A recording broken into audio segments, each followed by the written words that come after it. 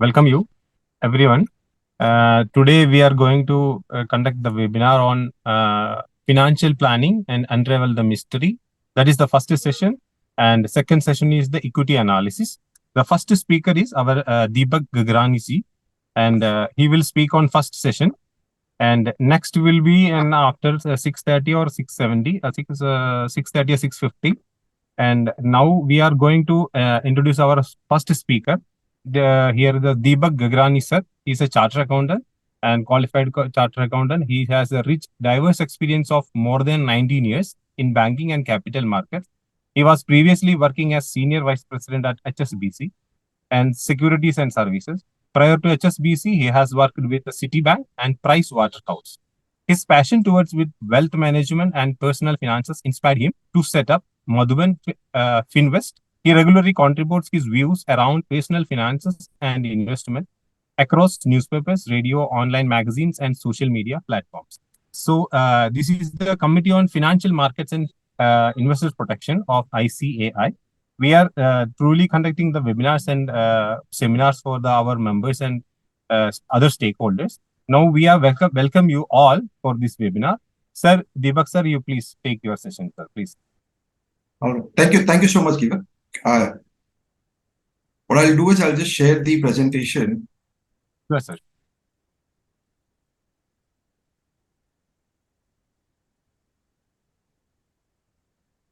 All right. Good evening, friends. Warm welcome to all of you for the presentation. I think I'm audible right now. Ashok ji, just let me know in case if there is any disturbance or this thing. I'll just start the presentation right now. All right. Yes. Okay. So, the topic is financial planning, unravel the mystery. So I think as chartered accountants, we do a wonderful job for our clients, for the corporates that we work on, and we try and ensure that the finances there are up to date, both on the professional front as well as personal front. But when it comes to managing our own personal finances, I think a lot of us have been guilty around of, not paying the requisite attention.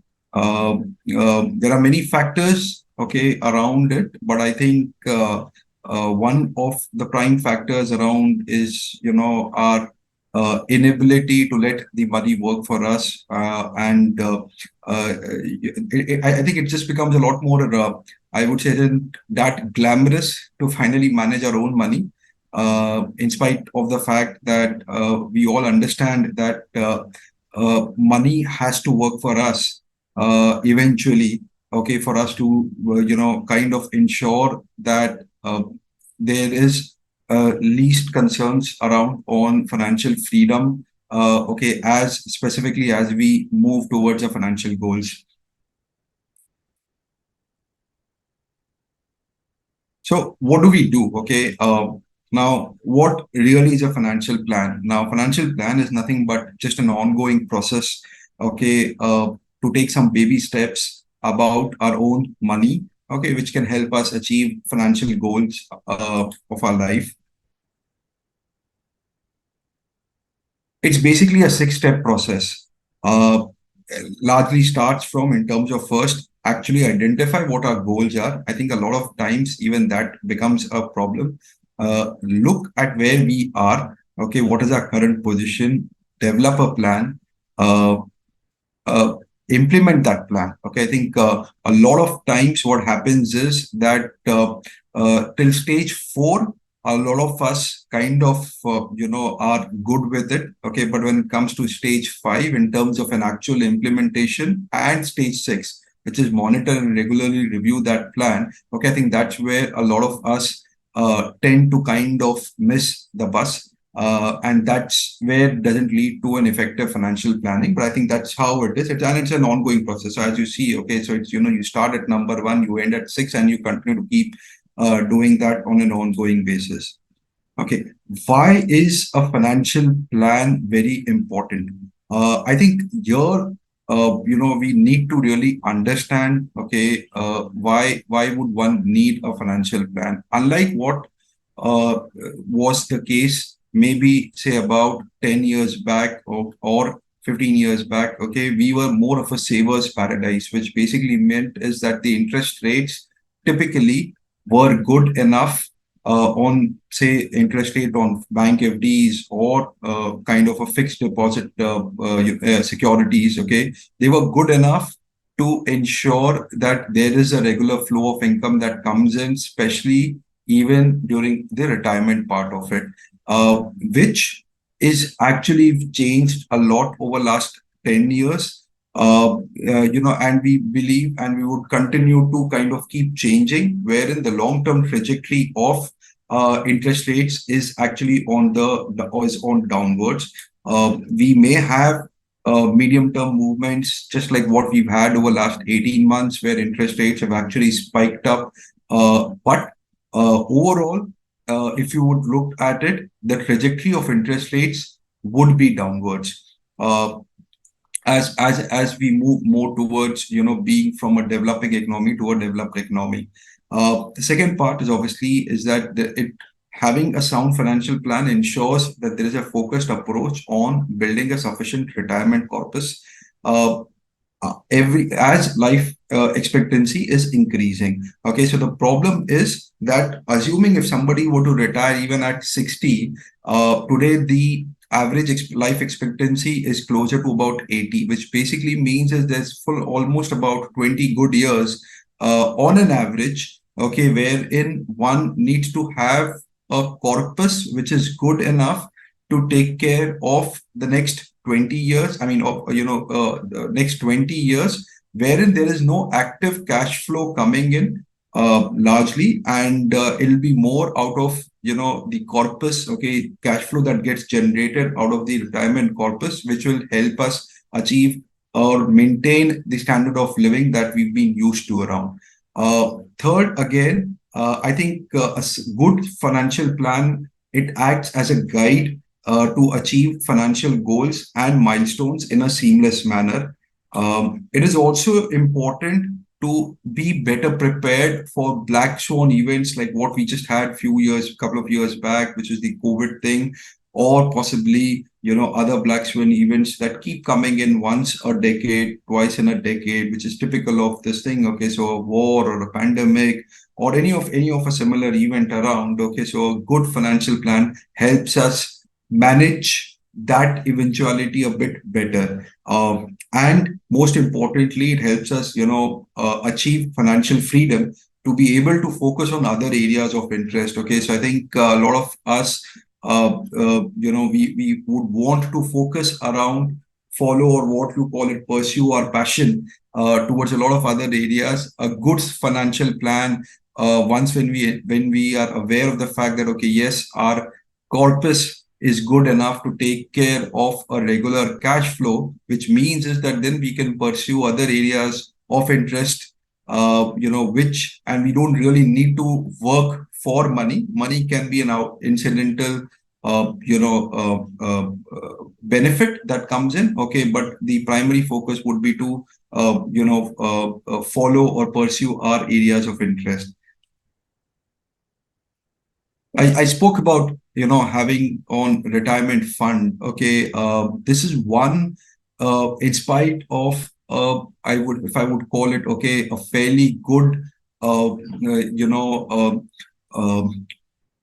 financial understanding, okay, that is being disseminated these days. Okay, over last few years, I think the overall financial literacy levels have improved drastically. In spite of that, one of the most important considerations that we believe is continues to be neglected, and that's what in our interaction that we come across with our clients, okay, is basically not focusing on having a retirement fund. So people will have different financial goals, kids education, kids marriage, maybe buying a property, maybe going for for a foreign tour, a lot of those things. But when it comes to kind of really creating a good retirement fund, I think that continues to be neglected. Okay, in fact, there's one survey, okay, that was conducted across 28 cities, which showed that 90% of investors above 50, they actually regret of not starting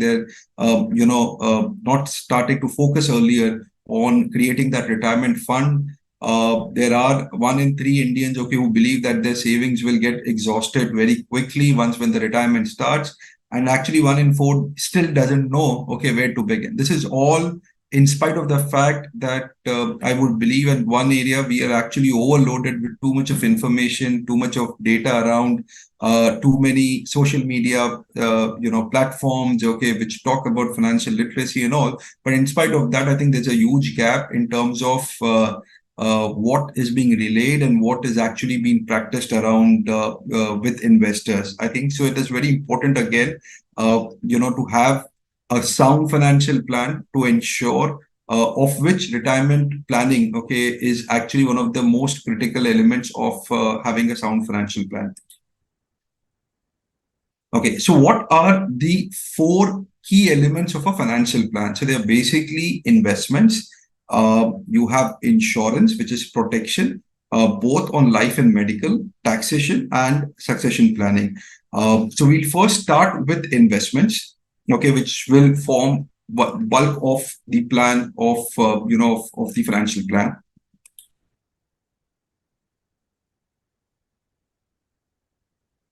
So I'll just share some very key investment mantras. I think we all, in this age of social media, we keep getting a lot of, WhatsApp forwards or some stuff on Twitter, Facebook, Instagram, LinkedIn. Okay, I can think there is just too much of data all around. There's just too much of flow of information all around. Okay, but I think what I've done is just tried to summarize most of it, okay, into maybe about 6 or 7 very key investment mantras, and this is applicable for everything. It's not just for about stocks or equities or mutual funds, okay, but this is across for every asset class that we speak of. Okay, the first most important point: avoid media clutter. I think there is too much of data on media. There are articles, okay, which are pushed for a certain to create a certain bias amongst the readers, okay, and not every article today would just be I mean, while they'll obviously be factual, okay, but then there is a side to it which is to basically benefit the person who are pushing the article as well. Okay, so which is very important. One again is just to avoid media clutter to the extent possible. Okay, it is important that one sticks to personal goals and then plan important milestones accordingly. It is important that basically one needs to be able to segregate data with information. And I think information is something that can be used, okay, but I think data is something that needs to be ignored. Second part is impact of emotional bias. I think we, as typically people in the investment industry, will all talk about IQ, being a very important part of investments. But I think one real part is the EQ part, or what we call it as emotional question, okay, which actually is one of the most important factors, yet one of the neglected factors when it comes to investments. The real difference between the actual returns that an investor gets and the returns that the actual investment was sort of made, okay, is all because of the emotional bias or emotional quotient. I think it's very important that one kind of is able to balance their emotional bias when it comes to managing their investments. And that's why I think a lot of times it becomes important that that's where the role of possibly a good advisor comes in play, okay, who helps you to kind of balance that part out much more effectively. I think the third most again important point is that for any investment, okay, the first part that needs to be looked at, just the starting point of any investment has to be about prioritizing the survival, or if I may call it, analyzing a risk reward ratio. You could look at, say that, okay, you need to think about what could possibly go wrong before looking to see what could go right. Typically, in a lot of the euphoria stages, I think that's where people tend to miss that out. Okay, and I'll cover a few of these points also again in some of the subsequent slides. Okay, in terms of how people, when there is too much of euphoria, okay, people miss this point very emphatically. Okay, and that's where leads to poor investing decisions, or I would call it investing experience overall. Fourth point, again, in some way related to the third point, okay, in terms of avoiding to momentum or consensus based investing. I think most of the times, okay, when there is everyone talking about a similar investment theme to play out, I think by and large, bulk of the juice of those investments is already out. Okay, and it's already reached a distribution phase, which basically means is that if everybody's talking about a similar investment, possibly into any asset class, into any particular stocks, into any particular theme, I think that's where one needs to just kind of take a step back. It always have paid, okay, to have a confident view. I think having doing that, okay, helps you to kind of generate that big alpha when you're basically against or you are not with the herd. Uh, okay, now the next point is asset allocation. Uh, we keep hearing a lot about in terms of how for any kind of building a long or a large corpus, one needs to be either into equities or real estate. I think what is important is asset allocation and the right asset allocation. uh, Largely we have four asset classes. We've got equities, fixed income, gold, silver, which is bullion, and real estate. Ensuring a right asset allocation, okay, is the key to create a good long-term corpus and kind of consistently be ahead of most of the investors. Leaders keep changing. Uh, uh, you will always have some assets that will do well at a particular time and some assets which will not or will underperform. Okay, so it is quite important, very important to understand asset classes or themes that are expected to do well over next few years, or identify at least themes that have already done well and the risk reward may not be very favorable for them for future. The next point, okay, this is again got to do with more of an emotional bias that we talk of. To find a right balance between lethargy and overactivity. So we come across investors who are absolutely lethargic about their investments, about their financial plan, and they'll just kind of let it run, okay, without paying too much of attention. And then you have investors, okay, who are extremely overactive about trying to kind of in the name of being regular monitoring, okay, they try end up of are being guilty of doing overactivity with their investment. So I think both the sides are not desirable, and if what is important is to kind of just find the right balance. Okay, so every portfolio needs a review, but it at a right frequency, rather than not doing it at all or doing it too frequently. And the last point again, okay, is just to adopt a KISS strategy, which is basically to keep or prefer simplicity over complexity. So I think again, what is important is that at times we all of us tend to believe that maybe something which is too simple, okay, doesn't really excite us. And that's where a general tendency is to kind of deviate towards something that might look a bit more complex. And that's where again leads to a lot of problems, especially with respect to investment. So I think it's very important. Keep it more simple, keep it more steady. That I think is always a lot better than kind of trying to chase complex products, complex structures, and in an attempt to kind of uh, look out for new things, maybe just end up burning your hands too badly. So I think it's important, again, just prefer simplicity.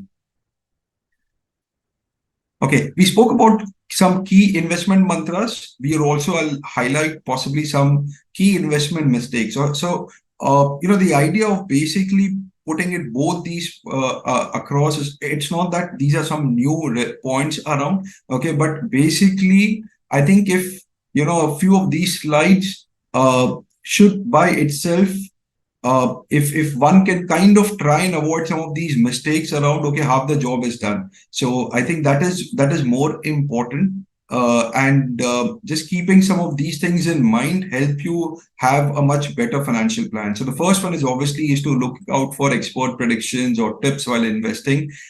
So I think uh, anyone who wants is serious about investing should just avoid any sort of a tip, or as they're popularly known as tips, okay, or any sort of an expert advice, okay, which is more random and which possibly may not have too much of an accountability. The next point is, okay, is just to try and wait for the right time to invest, okay, or just randomly investing without a plan. So this again goes back to the point that I discussed, okay, in terms of either be too lethargic, or just keep waiting around, thinking of, okay, I will start to invest from tomorrow, I'll start to invest, or I'll try and make it a more disciplined investing schedule, from next month onwards or from next year onwards. Okay, either that again is not a recommended path. Likewise, just randomly investing, okay, something just comes, okay, you've got some balance in your bank account, and you just keep randomly investing without really having a plan. Okay, again, both of them are actually injurious to your financial health. Third point we spoke of, again, no periodic review. We covered that already. Fourth point, which is very, very important again, is over relying on relatives and friends, okay, for our financial decisions. I think one must always remember that everyone has a unique financial journey. So what may be relevant or right for your best friend or for your relative, okay, may not be relevant for you. So I think it is very important that yes, you may hear what your relatives or friends would want to talk to you, okay, but I think it's still important that one has to finally evaluate their own financial decisions in context of what is relevant for them, rather than just kind of doing it or blindly following what their relatives or friends would have done that. And last, most important point, I mean, slightly controversial, okay, but I think basically having investing through intermediaries, okay, who've got a very poor accountability, which basically means is that um, the person that you're relying for your investments, there is a high chance that you will not even meet them, possibly after a few years, or especially at the time when the actual realization of the investment starts coming in. Okay, so I think that is very important. Uh, while obviously I wouldn't say that, okay, there are bad apples in every profession or every this thing, but I think again, one simple point, okay, about being, say, investing through, say, of the banking bankers, okay, where or potentially, okay, you may not really be meeting them after a few years around. So I think uh, uh, the key message here is that look out for, make your investments, okay, through people around that you could kind of possibly, okay, are in for a more long-term haul, rather than, short-term transaction level relationship, but a more long-term relationship. So I think these are the points again. Okay, so I'll just share some of the points, very specific, which I talked about, the media clutter. Okay, so I've chosen 2020 and 21. Okay, so 2020, when COVID just kind of in March and struck us in March. Okay, some of the headlines that you would read about what the biggest of the institutions were talking of, okay, and how it kind of got played out into media. Okay, so everybody thought that, okay, this is the end of the world and you got to have the biggest recession and Great Depression. And I think every possible fear mongering, okay, was kind of pushed through in 2020. And then suddenly in 2021, okay, after, central banks kind of released absolute enormous amount of liquidity all globally everywhere, okay, and then things started to look a lot better as compared to what it was in 2020, okay, and suddenly how the headlines changes. And these are all actual headlines, okay, picked up around. And just to kind of give you an example, okay, these are live examples of how you have media, okay, articles that kind of would change with the way the wind changes, okay. So I think again it's important, okay, to avoid this media clutter, and rather stick to your own personal goals and financial objectives. Just some more examples, okay, of media clutter. Okay, so you will have some of these large brokerage firms, okay, that will say about, they'll see Sensex at so and so level by so and so date, or Nifty at so and so level, or you will have, gold reaching an X limit, or real estate doing, shooting up the roof, or again, I mean, so the idea essentially is that a lot of these things don't hold true. Okay, but these are all again just eyeball grabbing. I would call it headlines. Okay, to ensure that there is more, kind of eyeballs to it. Okay, more people read about it, and with again very little accountability. Okay, so. I mean, you look at articles. Okay, so nobody's gonna be really be questioning, the relevant brokerage houses, okay, in terms of what was the basis and why was this not met, especially if you give such kind of long-term targets. Anybody, I mean, public memory is too short. Okay, but I think important is when you have these kind of these are again classic examples of media clutter, and I think a lot of us fall prey to this. Okay, if not directly, but indirectly, okay, consciously, I think a lot of us fall prey to this thing, and that's what we need to avoid that.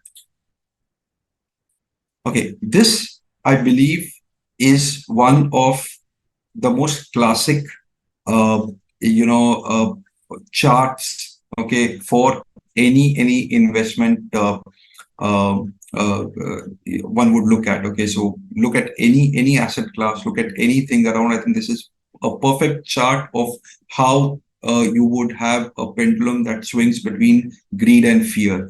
So you will have, there are different stages, okay, of which an investment cycle that goes through. Okay, so you may possibly start with an optimism, and then you reach at somewhere around a euphoria kind of a stage, and then from where then you will have a more of a downtick that starts coming in. Okay, and the uptick that keeps going. So this is a cycle. Okay, and the cycle just keeps going in. And just put any asset class across, okay, and you will see, and it will just fit into this cycle around. Okay, so it specifically also says, okay, point of maximum financial risk, which is the euphoria stage. And then you have, an absolute capitulation stage, okay, which is the point of a maximum financial opportunity. Now, I think it's easier said than done, okay, in terms of how do you identify, okay, which stage we are in, okay, but at least again, going back to the some of the initial points that I covered, the moment when everybody's talking about a similar investment theme, okay, whether in media and social media, people in your office colleagues, or your personal parties around everywhere. Okay, if everybody's talking about a similar kind of a investing theme, and if that is also kind of creating what I would call it as a FOMO, or a fear of missing out, I think that is what we would be, wherein either we are in that stage, where we've crossed the thrill stage, okay, and either we are right at the euphoria stage, or we are moving very close to the euphoria stage. So committing any large investment at that point of time, okay, or avoiding a large investment at that point of time, I think is half the job done. So you may not be able to pick up right, okay, at the exact stage at which you reach a peak level. But the moment you start seeing this kind of a frenzy around all across everywhere around you, okay, I think that's a point where one just needs to take a step back. Even if that is done, I think the average returns that the investor would typically earn would be a lot higher compared to most of the investors, because most of the investors would actually try and be part of the cycle, okay, between the thrill and the euphoria stage, okay, and that's where people kind of have poor investing experience again. So I said, right, okay, investment returns plus behavior gap is what is finally your investor return. So equities, for example, may generate an X return, okay, but that X return may not necessarily translate into the same investor return. The difference between both of that is gonna be the behavior gap. So I think very important chart, if one would look at it. Okay, and I would like to reiterate this again, that try and avoid uh, committing large sum of money. Okay, especially when everybody's talking about the same investment. Okay, one would be better off. Okay, I'll cover that in the next slides. Okay, in terms of some of the live examples, and people would be able to relate to it a lot better. So we spoke about, how there is a FOMO, okay, that gets created, or how a euphoria that gets created, okay, because everybody's talking about a similar thing. Okay, so some of the live examples around. Okay, so you had real estate, which had a stellar run from 2004 till 2012, and then it was more of a kind of a consensus already that keep investing in real estate, okay, to keep getting great returns, and every year there'll be a certain sort of a capital appreciation that will keep happening. But the problem was that anybody who invested in real estate post 2012, okay, had an extremely poor experience on the investing side until 2020, or even till 2021, okay, where a lot of people even struggled to kind of get their cost back. Okay, so you've possibly covered an entire decade of an investment, okay, which has given no returns. Likewise, okay, you had the mid and small cap rally in 2017, which was kind of, if one may call it, okay, the mother of all rallies in the mid cap and small cap segment. And people were kind of chasing stocks as if there is no tomorrow. So, money making suddenly started looking a lot more easy. And people believe that, stock markets, or these stocks, okay, they are just like a gold mine. You invest, and in few, weeks or months, okay, your money is going to be doubling around, or you're getting an X amount of returns, only to see that the rally started fizzling out in 2018 onwards. Until date, okay, there are, while the overall market levels are much higher from what it was in 2017, okay, but there are a lot of stocks, a lot of themes, lot of sectors, okay, where the prices have still not reached what it was in 2017. So, somebody who's invested in 2017, okay, if I just go back to the previous slide, just a minute.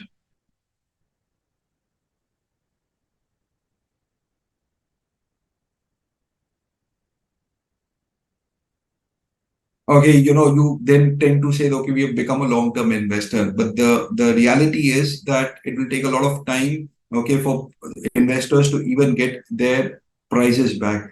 Likewise, okay, gold, 2006 to 2012, gold in international markets rallied all the way from $1,200 to about $1,900.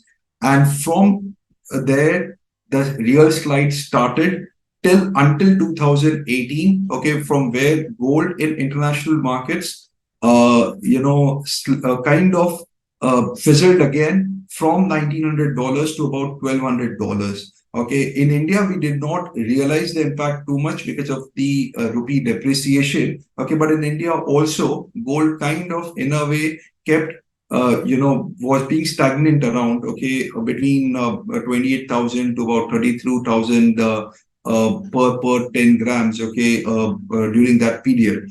So again, anybody if would have invested in gold in 2012, okay, till about almost 6 7 years, made absolutely no returns, or in fact negative returns. And it was only in 2020, again, purely out of the COVID this thing, okay, where prices went back to the highs it made in 2012.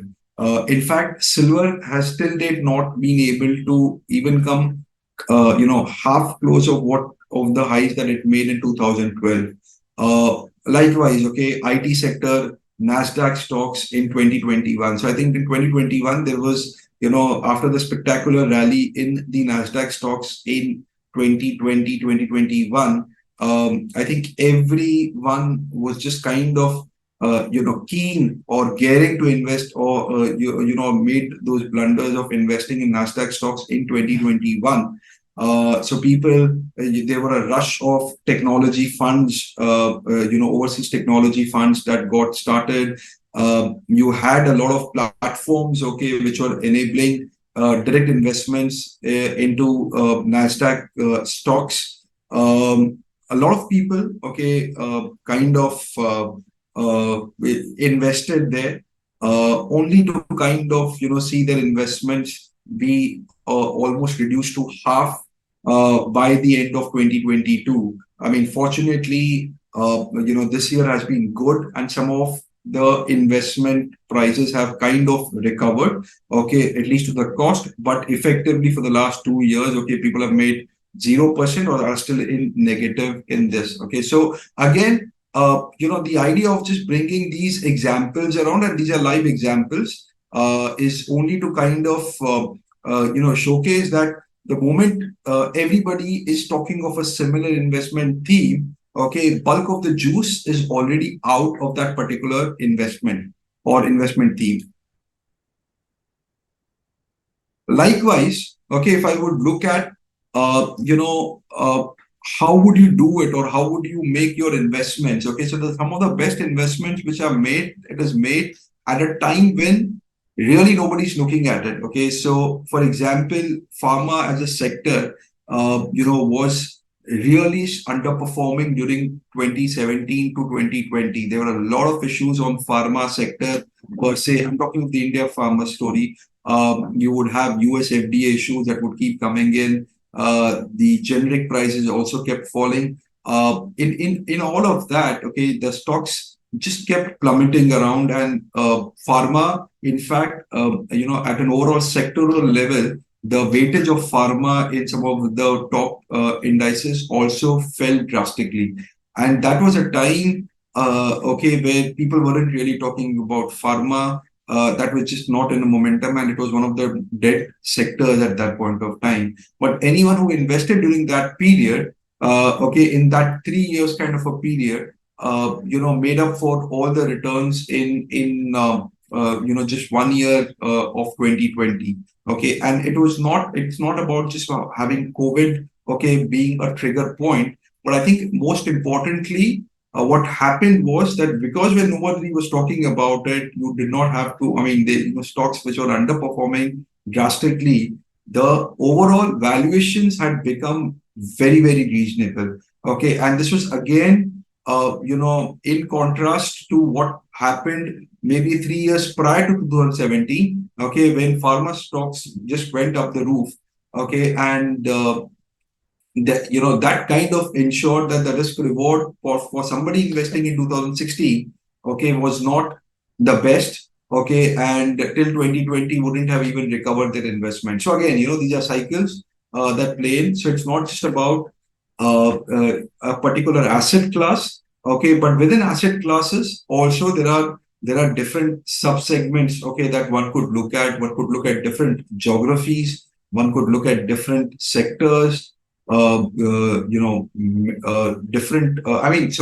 So that you will have a cycle and a sub cycle that will keep running every time. Okay, so it's important to kind of be able to identify at least cycles, okay, which are in euphoria stage and avoid committing money there. I mean, so I'll keep reiterating the same points around. Because I think basis my experience with investors around that we speak, uh, the worst investing decisions are only because of the fact that people made investments when there was too much of a euphoria and were guilty of being part of a FOMO that brought in. Okay, the same thing we had technology stocks. Okay, which were doing nothing in 2017. There were a lot of issues around, but whosoever invested during that time, okay, made a killing in the subsequent 3 years. Likewise, gold, likewise commodities, okay, or if recently if one would look at the PSU stocks, okay, so till 2020, 2021, you ask any expert, who would come on the social media or on media, okay, and people would typically talk about PSU stocks not being investor friendly stocks, and how they've not made money for investors. Okay, but the entire scenario has changed over last 2 years, where actually they've been one of the leaders of the rally that has happened, in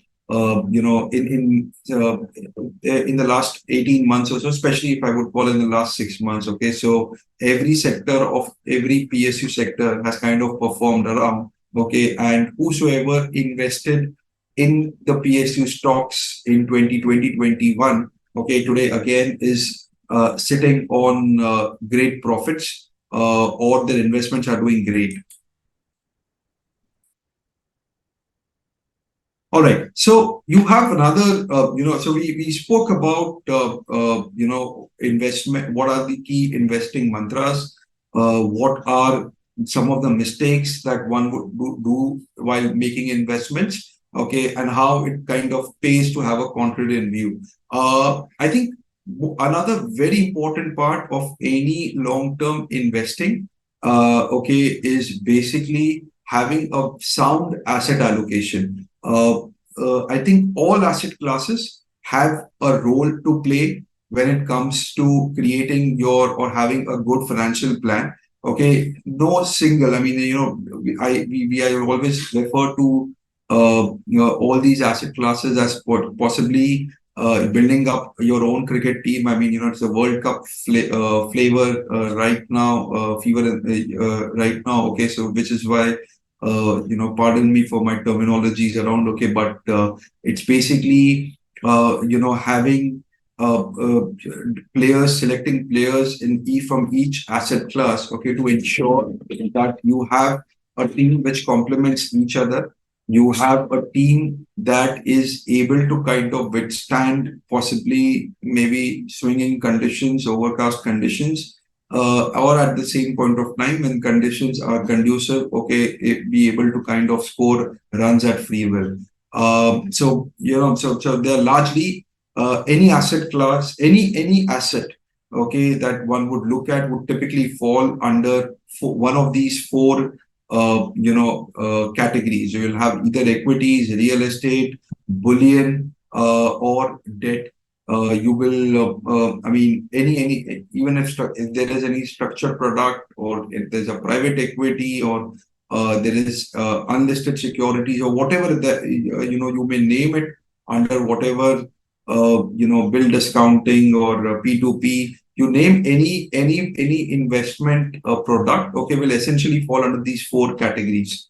And then possibly to some extent you will have currency again, but I think currency is not something that one can look at from an investing perspective. But yeah, so these are largely the four asset classes. The key here again is that not every asset class will tend to move together in a similar direction. So so there will always be times where a particular asset class is doing much better, and then you will have some asset classes that will not tend to do better. So again, correlating it back to the example that we shared earlier, okay, important is to identify which is an asset class which is more closer to the euphoria stage and avoid committing large sum of money there.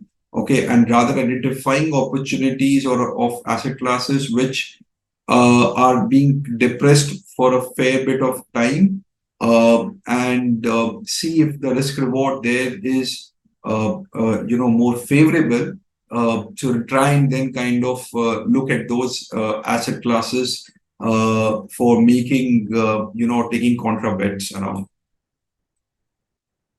On asset allocation, I think there are some very common myths, okay, which again needs to be kind of be rectified. A lot of times people think of equity allocation, okay, just as 100 minus age. I think in this age again of too much of over trying to oversimplify things, okay, people come up with formulas around, but I think this is one of the most obnoxious formulas, okay, of equity allocation, which is 100 minus age, which would mean that, okay, somebody at an age of 60 might just have about 40% allocation to equities. I think, which is again just not the right way of looking at it. For somebody who has possibly a corpus size of say 50 crores, okay, need not necessarily have 30 crores lying into fixed deposits. Okay, and then have your growth assets or your equity allocation at just about 20 crores. I think so. A lot of other factors do need to come in play. Okay, just kind of blindly following this particular formula, which doesn't help. Second thing, again, I think this is, if I would call it again, a result of a lot of social media driven, beliefs around, okay, that equities will always go up. I would like to kind of, reiterate that yes, while Indian equities have witnessed upwards trajectory, for a fairly long or for an absolutely long period of time. Okay. However, this is not guaranteed.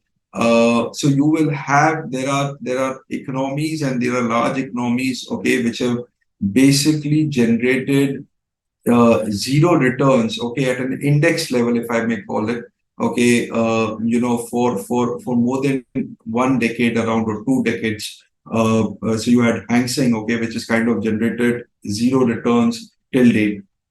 Or likewise, even Nikkei. Okay, so Nikkei recently crossed the high it made 31 years back. Okay, so if somebody invested in Nikkei levels at 31 years back, technically made no returns till date. Okay, so yes, you would have had intermediate volatile movements around, but point to point returns were about practically zero. Likewise, you have a lot of other markets like FTSE, okay, which is the UK markets, the Chinese markets. A lot of them have kind of, gone through periods of absolutely stagnant returns, even though the economy might be growing. Okay, but you would have equities again, generating zero returns.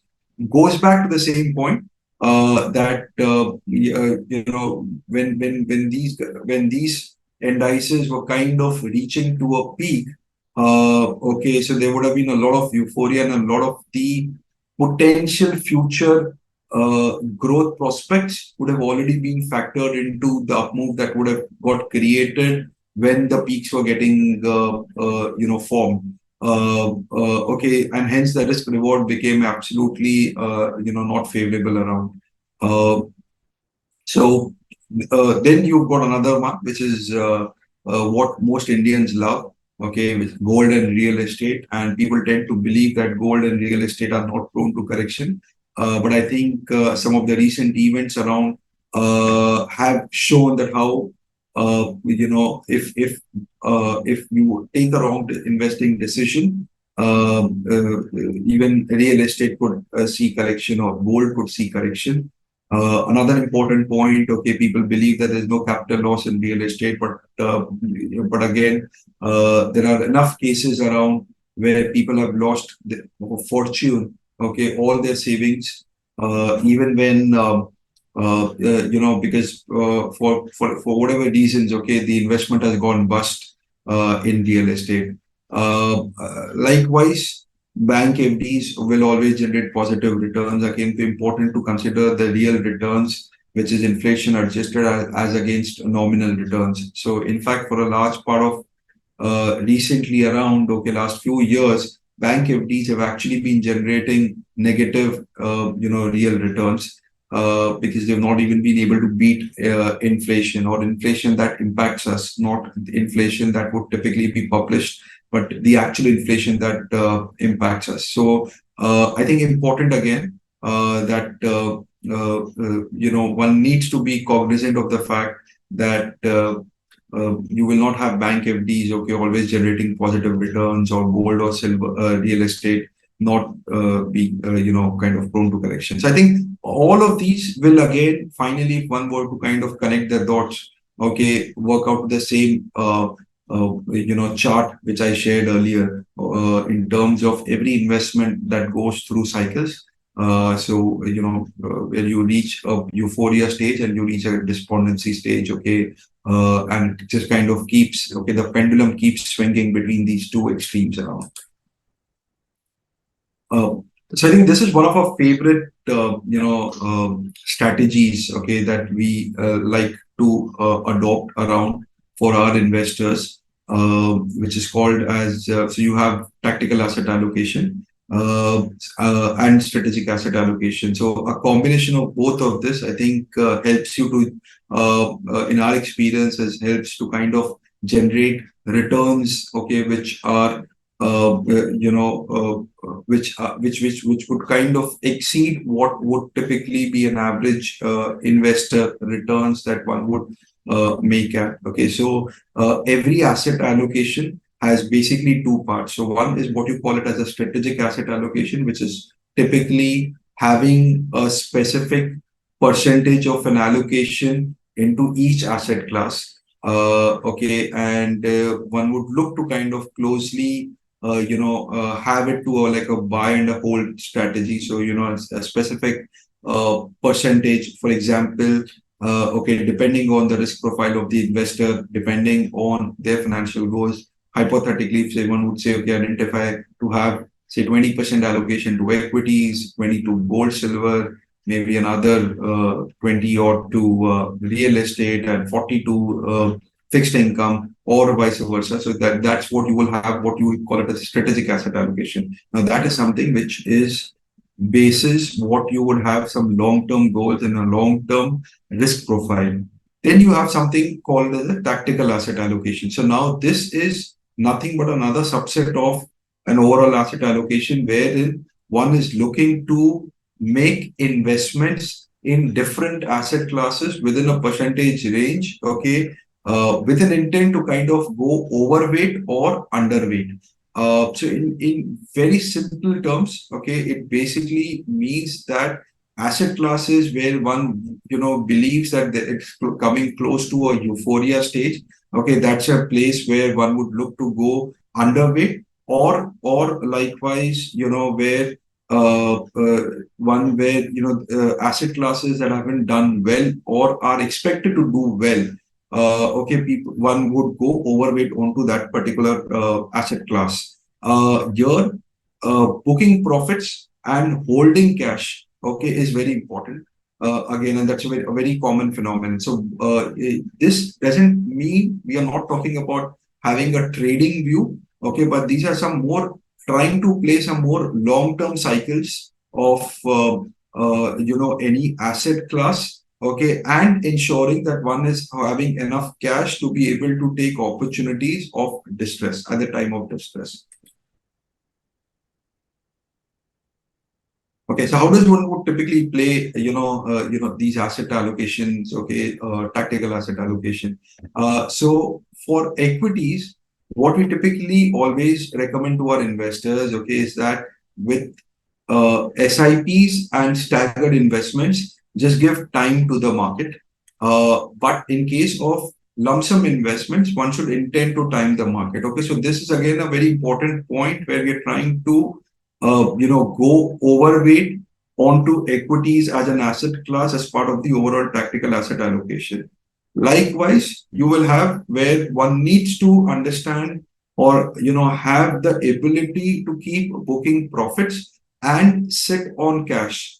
When I say cash, doesn't mean that the money kind of keeps lying into your bank account, but it could also just be into short-term fixed deposits or short-term low duration instruments, okay, which is not related to markets and be readily available at any point of time to kind of gives you that ammunition to leverage when there are distress opportunities. Okay, so that I think is again very important. Buy and hold strategy is a very widely popularized concept through the media channels. Okay, but again, I think people tend to miss out on the fact that buy and hold just doesn't mean doing nothing about an investment. Okay, so I think one needs to kind of, uh, look at it on a slightly more holistic basis. Okay, but I think booking profits, and this would even be okay from some of the most decorated investors, including Mr. Buffet himself. Okay, wherein a lot of their investments may not, the average holding period may not be like a perennial average holding period, or would actually be less than a few years around. Okay, so I think important is one should be able to understand and learn how to book profits, and then just sit on cash. Okay, to be able to deploy it on lump sum whenever there are distress situations. Very important point again on equities is okay, is about to track promoter activities. Okay, so typically when you will have promoters who would look to be, promoters are finally people who would know their prospects of their business the best. And if one is looking to kind of reduce stakes around, and I'm not we're not talking of an isolated case of this thing, but if generally one is looking to kind of reduce stakes, you have a lot of IPOs coming in, a lot of QIPs that would come in, or basically where you would see promoters okay reducing stakes around, or you will have so that's a time where one kind of needs to just be a bit more alert. Okay, this is basically you would have the guys who know it the best trying to encash the euphoria stage. Okay, likewise the other way around. Okay, where you had a lot of promoters, say for example, bought heavily in 2020. Okay, so again, guys who are closest to their businesses know it the best, and I think this is an important trigger point again to kind of help us decide, in terms of whether to go overweight or underweight equities. Likewise, some of the global cues. In fact, these days, global cues matter a lot more, again, with respect to yields, the way yields are being kind of, flying around in US, the liquidity situation, the inflation situation around. I think a lot of that, again, matters uh, with kind of to decide, okay, in terms of whether to go overweight or underweight equities.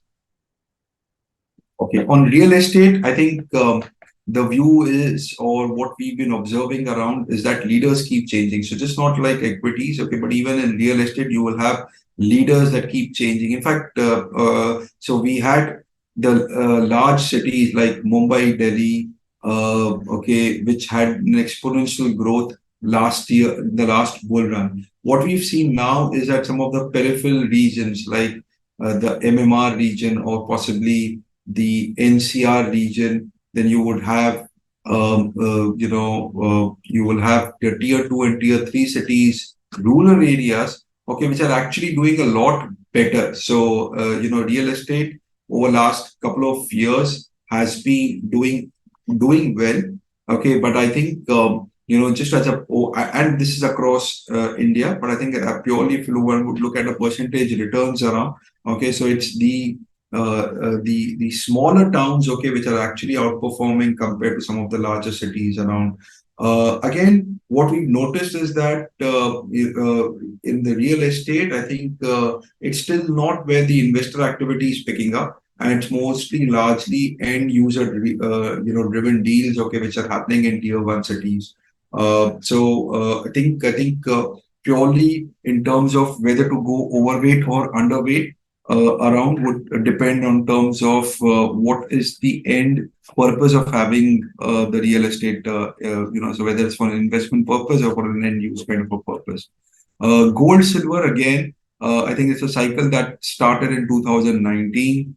And it's kind of been into a consolidation phase since 2020. Okay, but potentially with some of the challenges that are being presented globally, okay, could kind of outperform other asset classes. This is part of the overall cycles that asset classes follow. Then they've asset classes. Gold and silver had a bad run from 2012 to 2018-19 onwards. Okay, so I think they're still part of the larger cycle which is being played out around, and possibly can kind of outperform other asset classes over the next few years.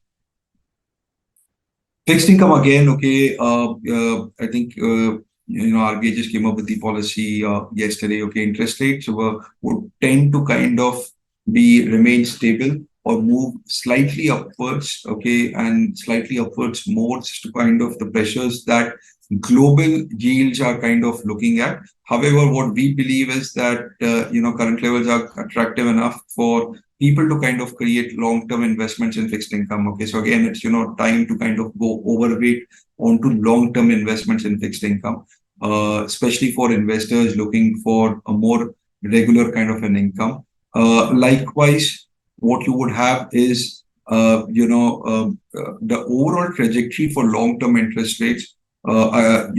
Interest rates again follow a similar cycle as what you would have as any other asset class. Okay, so there will be cycles of peak, there will be cycles of trough.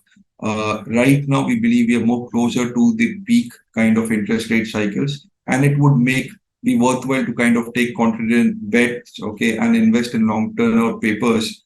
As and when rates start going down, okay, these investments will again have a potential to generate significant capital gains along with the fixed coupon payments, which already they kind of generate. Okay, so again, we believe these are good contrarian times, possibly to look at fixed income on the long tenor side.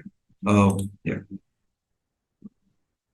Okay, how do you plan for some of the black swan events? And this is one piece that kind of really hit a lot of a lot of us around. And I thought it'll be worthwhile to kind of include this particular slide, especially when it comes to creating a sound financial plan.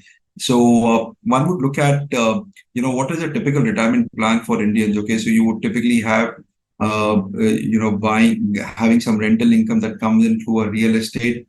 You receive an interest on fixed income deposits, and typically, some systematic withdrawal of returns on equities or the SWP on mutual funds that gets created. This is largely how you would have a cash flow that comes in. Now, what happened during COVID? Okay, rentals kind of crashed. Okay, a lot of properties were empty at that point of time. Fixed income deposits kind of dropped significantly. In fact, even the small saving schemes which were managed by the government, the rates dropped significantly. Equities crashed almost by 50% in less than a month's time. So what do we do around?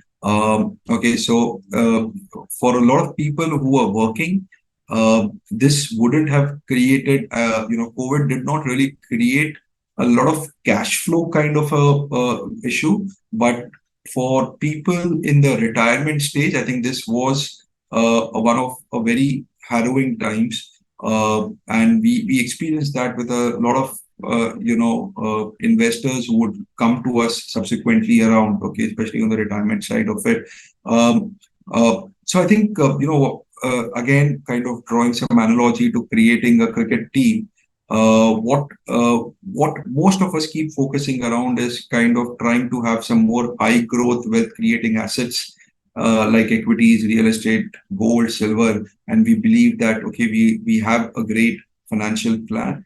But I think it is also important, okay, to kind of have players like Dravid, okay, or basically have investments which may not really kind of generate very significant returns, but at least guarantee some very fixed cash flows. Okay, and this is irrespective of any black swan event that comes in. Okay, so you would have something like a pension plans, okay, or something of those guaranteed plans that are available today, and would make a lot of sense to have some part of the overall financial plan allocation towards these investments. Again, as I repeat, it will not be something that will generate significant returns, but at least generate fixed cash flows to be able to kind of withstand any major black swan event. Something that we just discussed, or what happened, with all of us a couple of years back.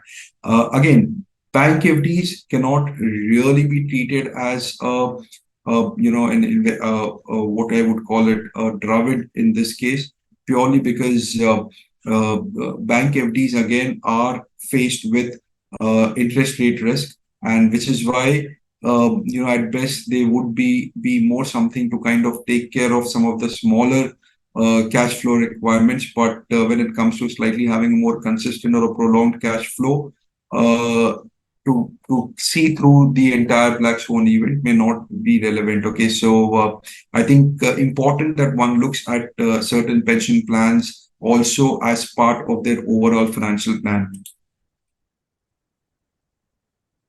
The other plan elements of financial plan, okay, we discussed about investments in length. I will not really be touching about taxation. Taxation, I think, uh, uh, you guys would know it better around, so we'll not touch base on that. A couple of points that I wanted to specifically talk about. So on the insurance side, okay, so I think one, term plan is absolutely mandatory. If nothing, I would want to, position this saying that it's the cheapest form of succession planning. Okay, so while there is a fairly good amount of financial literacy towards, investors now having a term plan, what we've noticed is that term plan coverage is not very adequate. Okay, so people typically would take ad hoc term plan numbers like 1 crore or 2 crores, okay, without really understanding in terms of what really would be the right, correct insurance coverage that one would need at. Okay, so I think it's very important again to have a right insurance coverage. Third point, okay, is something where one needs to just understand that don't fall prey to schemes like childcare, women care, uh, sir utha ke jiyo, sir uthakar, do all those kind of. They are more to play with the emotional question of investors, okay, and essentially don't really help you too much around the part of having a financial plan. I think there are better alternatives that one could look at while creating a financial plan. Okay, so I think one needs to be a lot more pragmatic and I would say non-emotional. Okay, when it comes to kind of having those investments, especially around on the insurance side, one needs to be really be careful on these investments, which technically would not will not really serve too much of a purpose in either case. Likewise, on the medical side, okay, again, very, very important. I think one inflation which is screaming through the roof, okay, is medical costs, and I think it's very, very important for every one of us to kind of have a large medical cover. Uh, uh, One may have medical cover, okay, at an employee, an employer may have your medical cover that may have. But I think along with that is absolutely important to kind of have personal medical cover as well. You may or may not continue with the same job. Okay, but then it is important that there is a medical cover to ensure that some of the waiting periods, etc., is kind of taken care of.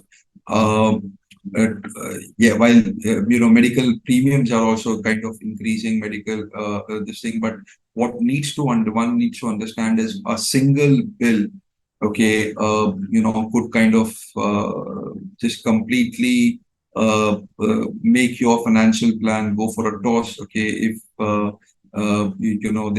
is a medical exigency that one it's kind of faced with. So bottom line here, medical, having a good medical cover is absolutely important.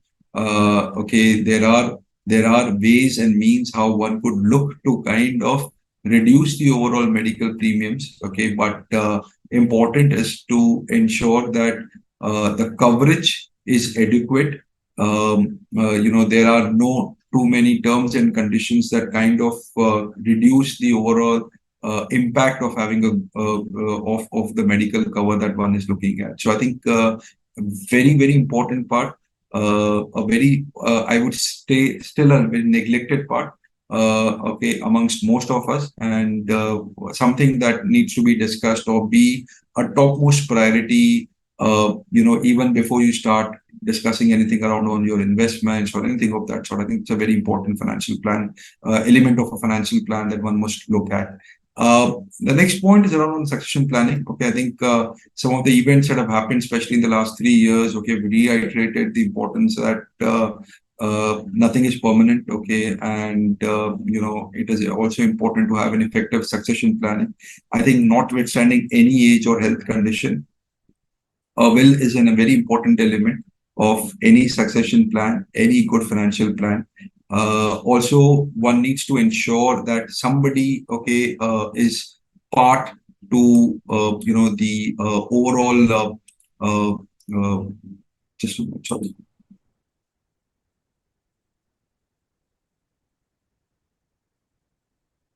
Sorry. Okay, so somebody in the part of the family is aware of what is the overall financial positioning. What is also important is that there are nominations which are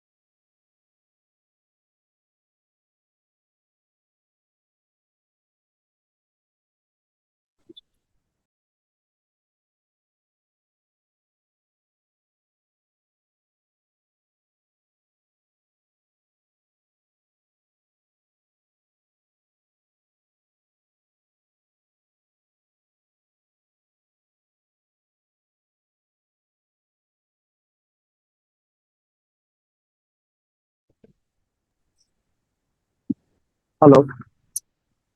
yeah, hi. I think there's some problem. It got disconnected. But anyways, I Right, right, sir, was please. on. Yes, please, sir, carry on, sir. Yeah, all right. Okay. I was anyways on the last slide around. Okay. So, yes, I think succession planning, we spoke about that. It is important that somebody in the family has a broad oversight and ensure that nominations are there in all the financial instruments that one looks at. So yeah, I think with that, I come to an end to, my presentation around on financial planning. I've tried to keep it, as relevant as possible to the extent of including live examples, but happy to take questions if any. Sir, there's one question. I'll read it out. It's for you. Give me a second. Sure. So the question is, what is the amount which should be allocated to equity? And if you take more about stock, no, if you talk more about stock selection criteria, you said that 100 equity is a myth. That is a question from Mr. Abhishek. Hmm.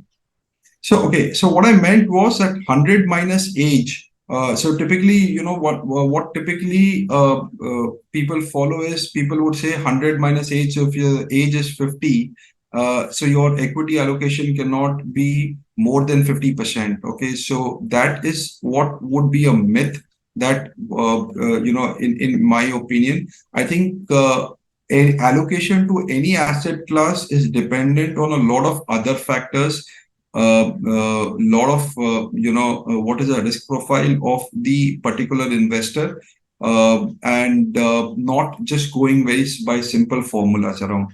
So that is what I was referring to when I say 100 minus age. So it will all depend on a case to case basis, Abhishek, in terms of what is the equity allocation that one would look at.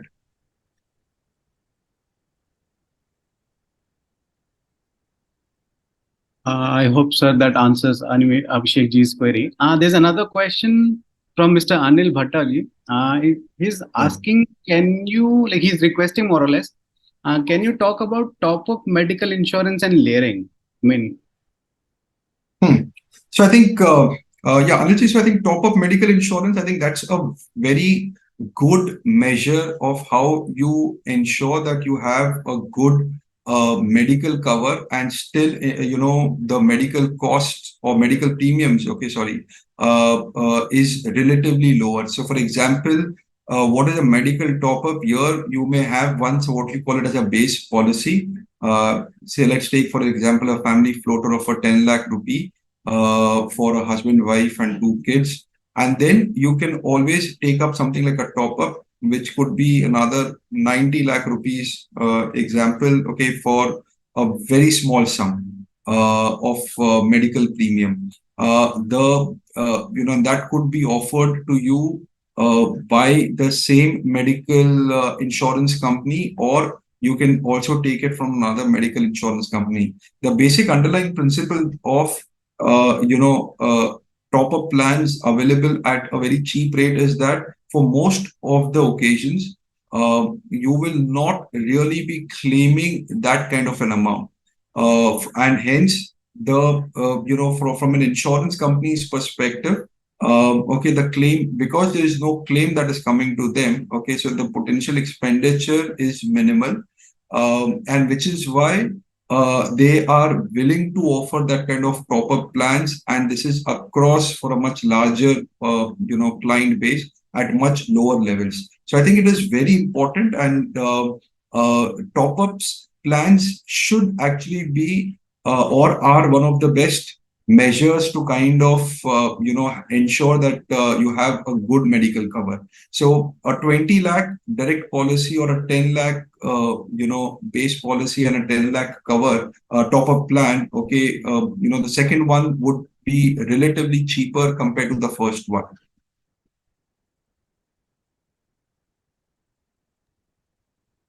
Another question is from Mr. Manish Jaju. I hope I'm pronouncing his name right. Sorry. The question is, while all investment types are important, but how do we take care of identifying the right stock?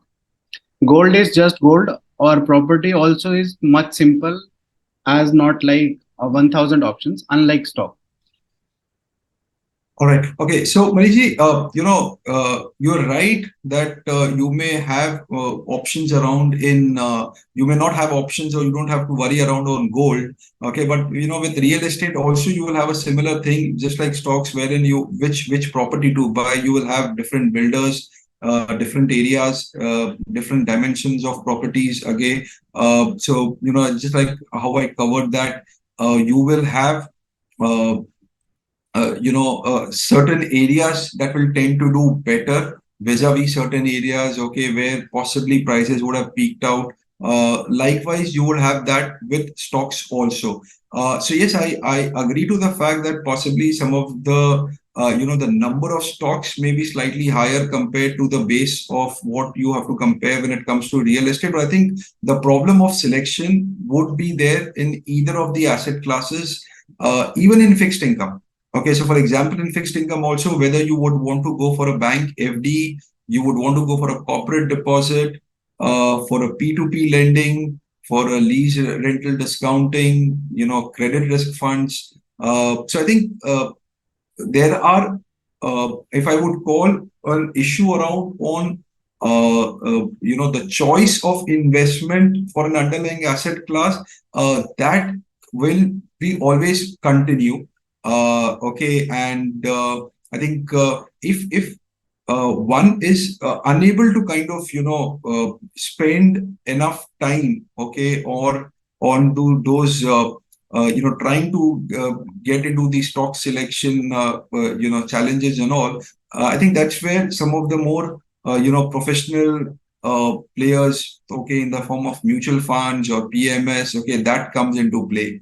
So I think you'll be better off, rather than, if having specific stock selection is a challenge, okay, I would rather you'll be better off using the mutual fund route, okay, for having your equity allocation. But I think, I mean, just to answer your question, the issue of choice would remain across all asset classes except for gold or silver. Okay, but I mean, it'll all depend at times on case-to-case basis. There are no fixed thumb rules that one could look at in terms of saying, okay, this is how you would look at a stock selection or how you would look at a real estate allocation.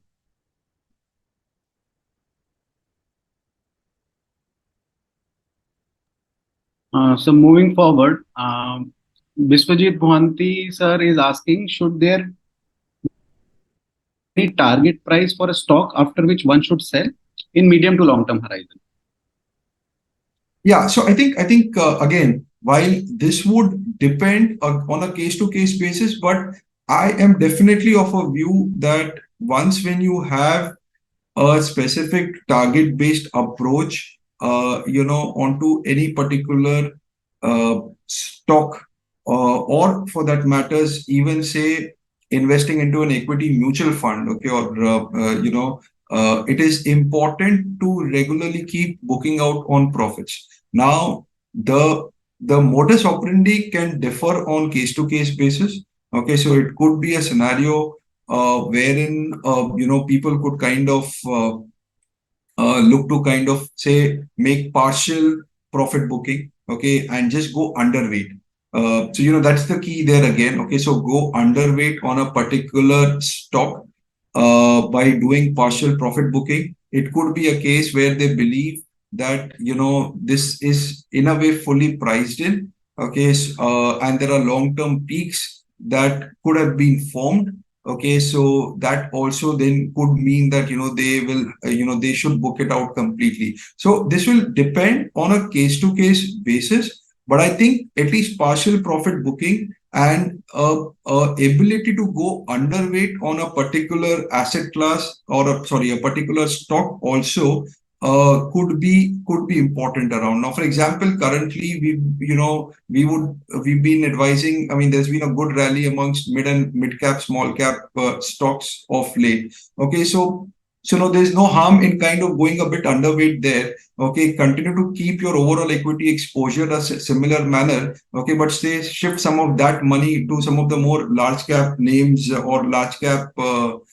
stocks, large cap funds. So I think that is important in my view. A lot of people can kind of debate and would say, okay, what if that would have happened? Then maybe some of the more greater success stories wouldn't have been formed in the form of Bajaj Finance or a lot of names, HDFC or Twins or stocks. Specifically, if one would look at it. Okay, but I think success stories are by far a lot lesser. Okay, and if I have to look at a more pragmatic approach, just kind of try and keep a bit more balanced. Okay, so I'm okay to just miss out on a absolute multi-bagger, but rather than continue to live into a regret that say, okay, if I could have sold at that particular point of time, I would have at least booked out some profits. So I think I'm of the camp which believes in booking profits on a time-to-time basis.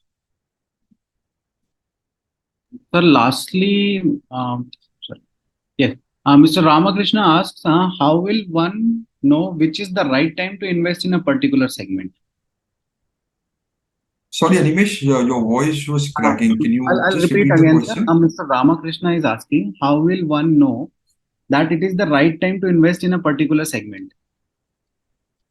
Okay, I think when there is just way too distress, okay, into a particular segment, or when everybody is talking negative about a segment or a particular theme or a particular share, I think that gives you one of the best opportunities. I'm like, again, there's no right or wrong step-by-step approach. Say, okay, this is, you follow these 5 points and then you get what is your potential multi-bagger. But I think some of the broader themes that one could look at it, for example, say the auto sector. Okay, so everybody, a couple of quarters back, or maybe say if I would say 5-6 quarters back, okay, people were talking about how auto industry is facing issues, and you do not have you will have issues with the semiconductor chips around. So there are production issues, there are demand issues. And I mean, you talk of anything which is negative, okay, and that is what the sector would be seem to have been grappling around. Now, that same thing, it's auto as a sector. Anybody who would have invested during that time is actually sitting on great profits, okay, over last 6 quarters or so. And that has actually been one of the top performing sectors around. So, important, the basic messaging out here is that identify areas, one should be able to identify areas where there is just too much of negativity around. Okay, so there can be too much of negativity for a specific reason. For example, right now, some of the gaming stocks, or let's take for an example, because of a taxation related issue, okay, there is a question mark on the entire viability of a particular casinos or online gaming. Okay, and that is why there is a stock, okay, which is still not kind of into a bad shape there. So obviously it's not that you start looking and start investing there just because you take a contra view and say, okay, this will change suddenly. Okay, so one has to be able to identify what are temporary reasons of distress and what are actual reasons of distress. Okay, and there are enough examples where if there are temporary measures around temporary distress areas, and that those things have recovered extremely well and have presented great opportunities, investment opportunities in hindsight. Thank you so much. Animesh, There's one last question. So it's from Mr. S. Shrikant. He's asking, will Yeah. India be a definite place for equity participation for the next 10 years, considering the amount of under penetration overall equity market compared to Indian population? Yeah, so I think India continues to remain an attractive investment, destination. Uh, One, purely for the kind of macros that we are looking at in the context of what the global macros are. Okay, in that context, we are quite better placed. Two, I think on the under penetration, you rightly highlighted. Yes, we are. While there has been a fairly good amount of increase in overall penetration levels, but I think still at an overall economy level, I think we are still far under penetrated compared to some of the much larger markets, and I think there's a good scope about it. Third, I think whatever growth is happening over last couple of years in terms of the penetration of domestic investors is actually helping us stay a lot more stable, even as the hot money through the FII flows, okay, keep dwindling, and at times we see massive inflows and we see massive outflows.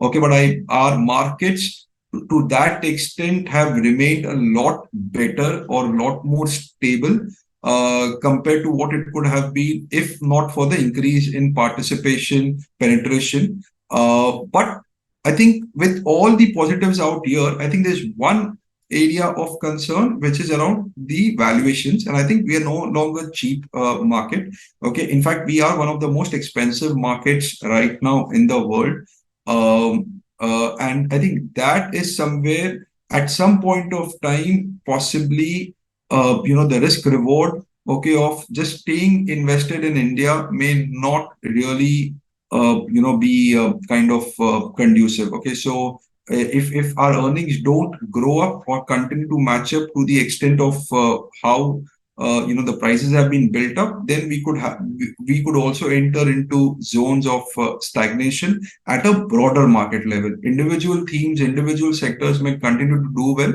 okay, but at a broader market level, that could be a challenge for us. We would recommend investors to kind of look at those zones, okay, to possibly go underweight equities at that point of time, and also I think explore other geographies, okay, and not necessarily just the US markets, but I think there are a lot of other interesting opportunities available otherwise outside the US and Indian markets, okay, that investors could look at and diversify as part of their overall equity allocation.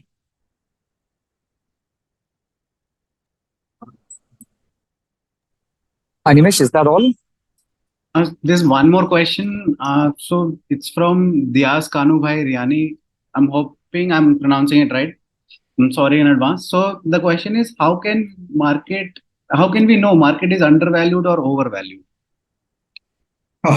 Uh, that's like, you would need another 3 hour session, possibly just to kind of be able to even touch base in terms of how one would know whether markets are overvalued or undervalued. I think again, it all depends. Like you will have pockets. Okay, so let me try and give you some easier examples of doing that. Okay, so for example, if you have say a mid cap fund or a small cap fund today, which has generated about 40% returns over last 3 years, annualized returns I'm talking of, then you definitely know that these are overvalued pockets. Okay, compared to that, you would have a lot of stocks, large cap stocks like an HDFC or a Reliance or some of these stocks, okay, which hasn't generated that kind of returns or practically generated nil returns. Okay, so you would know that yes, there is some value zone which is available out there. So at least, very difficult trying to pinpoint and say specifically this is what is a overvalued zone or undervalued zone. But just to kind of keep some things very simple, if your returns of say last 18 months or 36 months point to point returns, okay, if they are above your long-term averages by a fairly good margin, okay, so that is where one could potentially take the pedal off and go, would warrant some sort of going underweight. But likewise, okay, if the returns are much lower compared to the historical averages, okay, the recent returns around, possibly there is some value zone, okay, that one could look at. Now, you could select a 3 year period, you could select a 5 year period, depends in terms of your time zone horizon. But yeah, largely that could be some of the more quicker rules that one could look at. As I said, otherwise it's a very long drawn thing. I mean, would need a fairly detailed exercise trying to identify those things. Animesh, is that all? Yes, Amandeep, I guess that's all. Yeah. Deepakji, thank you so much for this wonderful session. I believe the many points that you've touched base upon, be it having other elements in financial planning, insurance, and succession planning, that have definitely hit a home run with our audience. And our chairperson for the committee, CHR and Jokes and Nanja Seth is here. I would like to please ask him to come up and take the dais, and please say a few more thanks. Thank you so much, sir. Sure. Thank you so much. Thank you.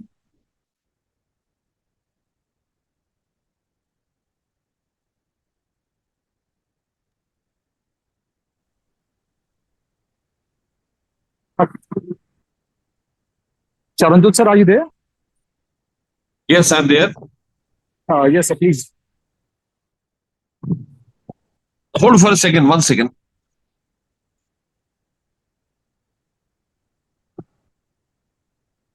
So, very good evening, ladies and gentlemen. I was very patiently listening to Mr. Deepak Gagrani speak about his perspective of the Indian stock market. My salutations to CA Giriraj Bang, the second speaker of the day, CA Samandeep Vadwa, who's moderating the session, Advocate Animesh Singh, Technical Support Ashok, and all gentlemen and ladies who have come here to go home more enlightened. Ladies and gentlemen, two important things. In fact, I got a very nice mail from somebody who said that I have started investing in the markets, and I have noticed that in next 2 or 3 years, the quantum of investments in the market shall be very huge. Looking at that huge quantum, there is a lot of stream left in equities. But to have a risk appetite approach, you have to understand that risk would again be paramount if you are not able to rightfully exercise the choice of buying or selling. Second thing, I got a very nice message which said buy shares which are going high because you're able to sell them higher. If you buy low shares and then make an average at more lower price, ultimately you end up selling them at loss. These may be personal perspectives. Somebody asked you how to value the market, whether it is devalued, overvalued. These things are all personal perspectives. But with knowledge, with your own research, you can create value and worth by investments in the market. I have one very considered view. If you intend to become a multi-millionaire by legitimate means, the only option is markets. Markets can empower you, markets can ensure that you create the wealth and valor to fatten up your capital. But ladies and gentlemen, it is something which needs a lot of indulgence from your end. I'm reminded of a couplet which says, अगर खैरात में मिलती कामयाबी तो हर शख्स कामयाब होता है. अगर खैरात में मिलती कामयाबी तो हर शख्स कामयाब होता. फिर कदर ना होती किसी हुनर की और ना ही कोई लाजवाब होता. If you want to be extraordinarily bright, if you want to work prominently in the market, the most important thing which you need to understand is how to invest, how to create value and worth. Today's session by Mr. Gagrani was really a very exceptionally brilliant session. For the second session, we have Mr. Giriraj Bang. So I would request Samandeep ji to kindly request Mr. Giriraj Bang to give his views on his dynamics of the market, how he envisions market and how he feels that except equities, there are other also options in the market, mutual funds or ELSS or SIPs, where you could ultimately create value and worth by investments. So the dice is all. Samardeep ji, I was slated to speak this much only. I want to listen to the learned speakers and make the crowd more enlightened. Please. Thank you so much, Chair, Mr. Chair. Thank you so much, Deepak ji, for enlightening our audience with your wonderful thoughts. As a moderator, again, it falls upon me to introduce our next speaker, Sri Giriraj ji. Sri Giriraj ji is a chartered accountant who qualified in 2001. He has a rich professional post-qualification experience of 22 years. Giriraj ji has held the position of Secretary of the Vasai branch of WIRC of ICAI, and he's also worked with the Valuation Committee of the WIRC of the ICAI. Some of the areas that he excels is in equity and other financial instruments advisory, fundraising in debt, and income tax and GST appeals thereof. Without wasting any further time, I would like CA Giriraj ji to please enlighten our audience with his thoughts. Over to you, sir.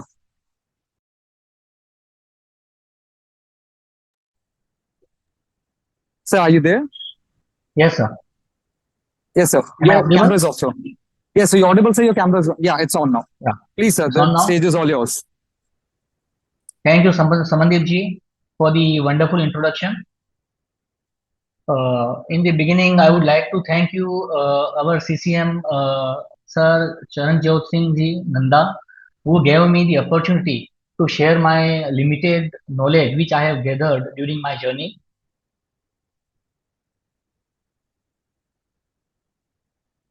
With this, I am starting my PPT. I am sharing my screen now.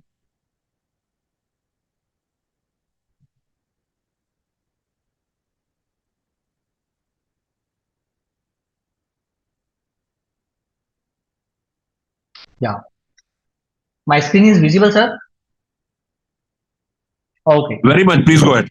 Yeah. Thank you, sir. Thank you. So topic given to me today is equity analysis, and let us start with that. Let's understand one thing. This is equity market, and we will start before uh, starting the process of selection of the process. We would like to understand how we should view the equity market. What are our objective? How we should look it.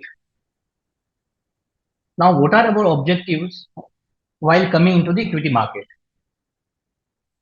So one objective is to improve our returns on our fund with better management, risk management. Second is locating investment opportunity in the market. Third one is protecting our capital, hard-earned money, and then creating of wealth over the long run through compounding. This is our basically major objective of investing into the equity market.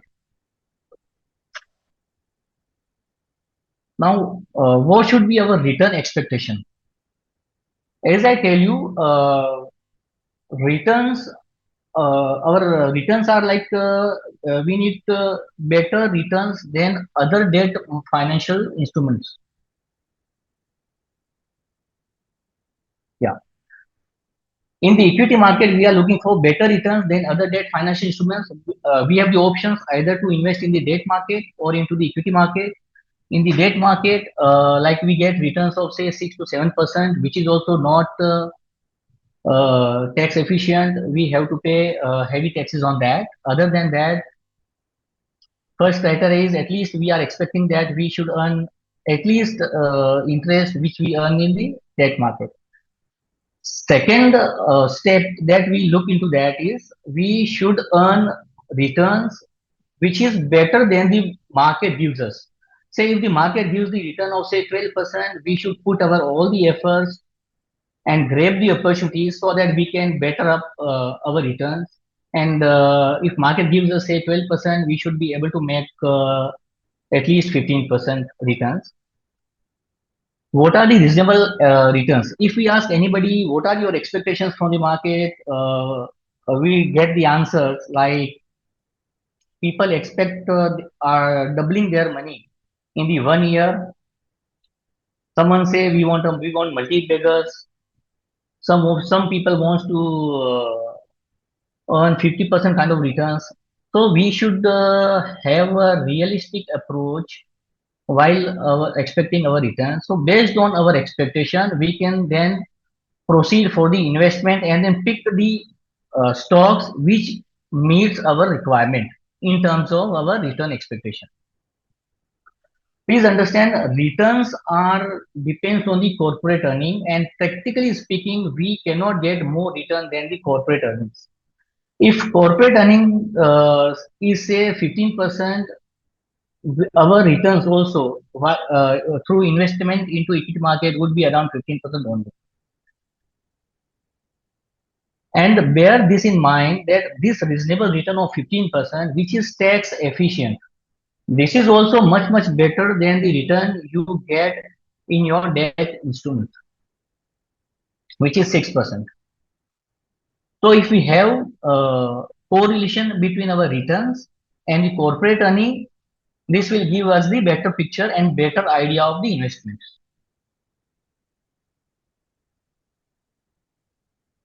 Now, as I told you earlier, explained you returns depends on the corporate earning. If corporate earning is 15%, we can definitely very much expect to get fetch returns of 15% or around plus minus 1 or 2% on our investment.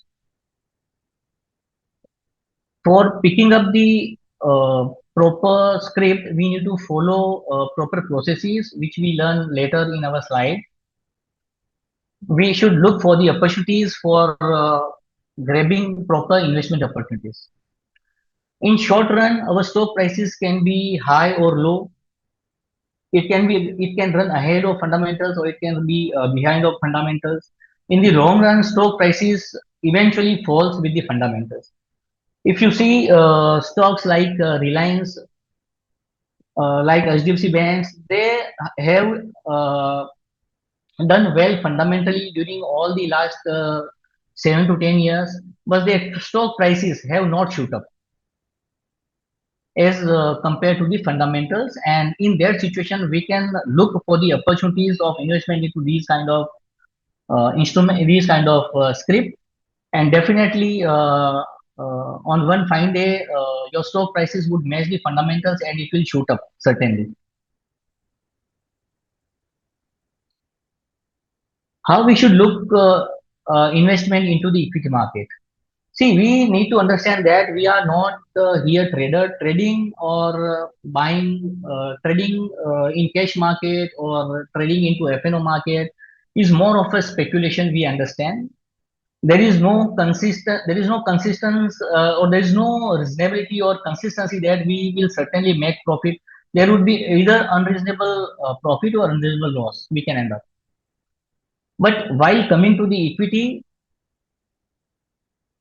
we should look equity market as buying the business, not buying the share. So it is like we are investing into certain businesses through investment or through buying the stock of that particular business. So we are more like the partners in that business, and like partners, we look our investment as a long term and stay invested. And as the business grows, certainly we can see the what return promoters get, same return we will get on our investment. And that is, I think, fair treatment of the to the minority investments like us. So investing in our own business and investing in business through stock market, I see these as both are same. What is difference is in our business, we do all the managements of the activities, business activities. When we are investing in the business through stock market, we are buying certain stocks. Business is managed by somebody else. If we get identified returns on both the investments, corporate earnings are same in both the investments, we are definitely our returns on both the investments would be similar. Most important aspect of investment is we should be fairly informed and we should take all the decisions based on proper information and proper reading. Nowadays, details are all available about all the scripts, about the company, about the management is easily available on the company's website or through many websites. Now, first we can go to the company's website where we can get annual report. Annual report is the statutory report which every company's upload on their website. It contains all details, financials, non-financials about the company. Now, second thing is investors presentation. Company also upload investors presentation on their website. We can look the investors presentation, and investors presentation is meant for the investors. And as you and me investors, we can read these investors presentation. We can see plus and minuses of the business, and then take the proper informed decisions before investing. Every company which is listed in the main board declare their result quarterly. We can always see the quarterly result, properly analyze the same. Then there are management commentaries.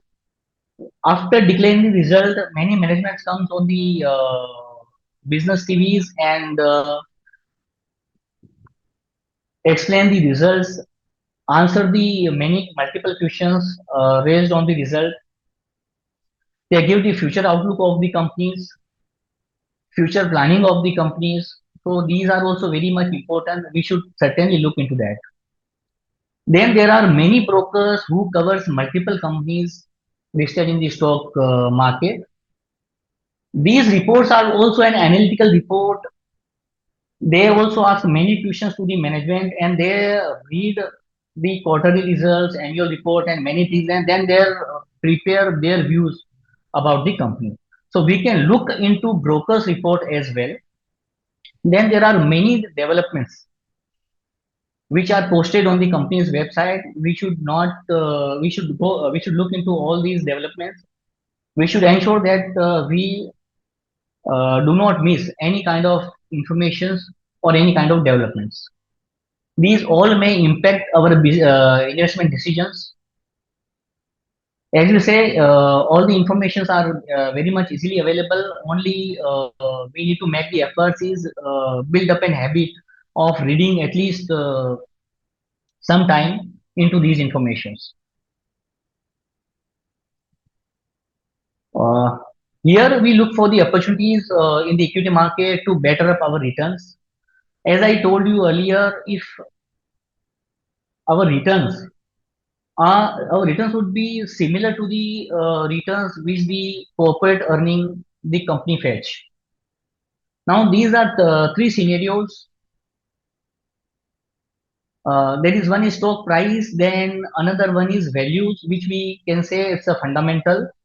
Now, if the stock market we understand is supreme, and most of the time we uh, take the views that stock market is correct.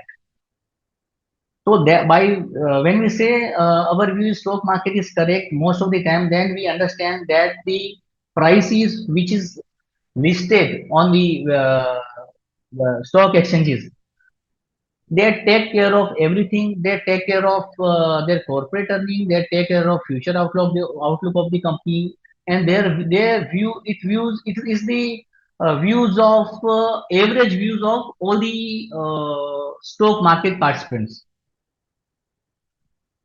Now, our views personally may not agree or may not match with the stock market views. If we say our stock price is more than the fundamental value which we understand, then and if we enter at that price, then our probability of return on that particular script would be certainly lower than the corporate earning.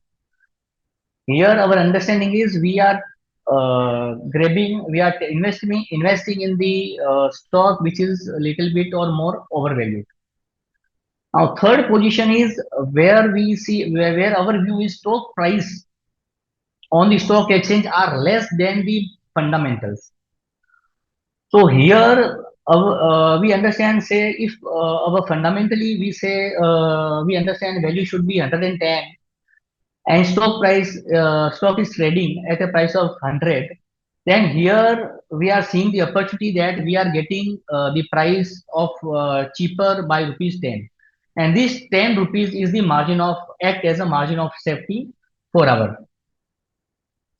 Now if we go wrong in our working or in our research also, still we have a safety of rupees 10, and till the stock falls till rupees 10, it will not go below our stock price. And in this third scenario, our probability of return would certainly will be better up than the corporate earnings. And we should always look for the third scenario for the investment in the equity market. And if you say if corporate earning is 15%, if we invest in the third scenario, I think we will certainly get better return than the corporate earning.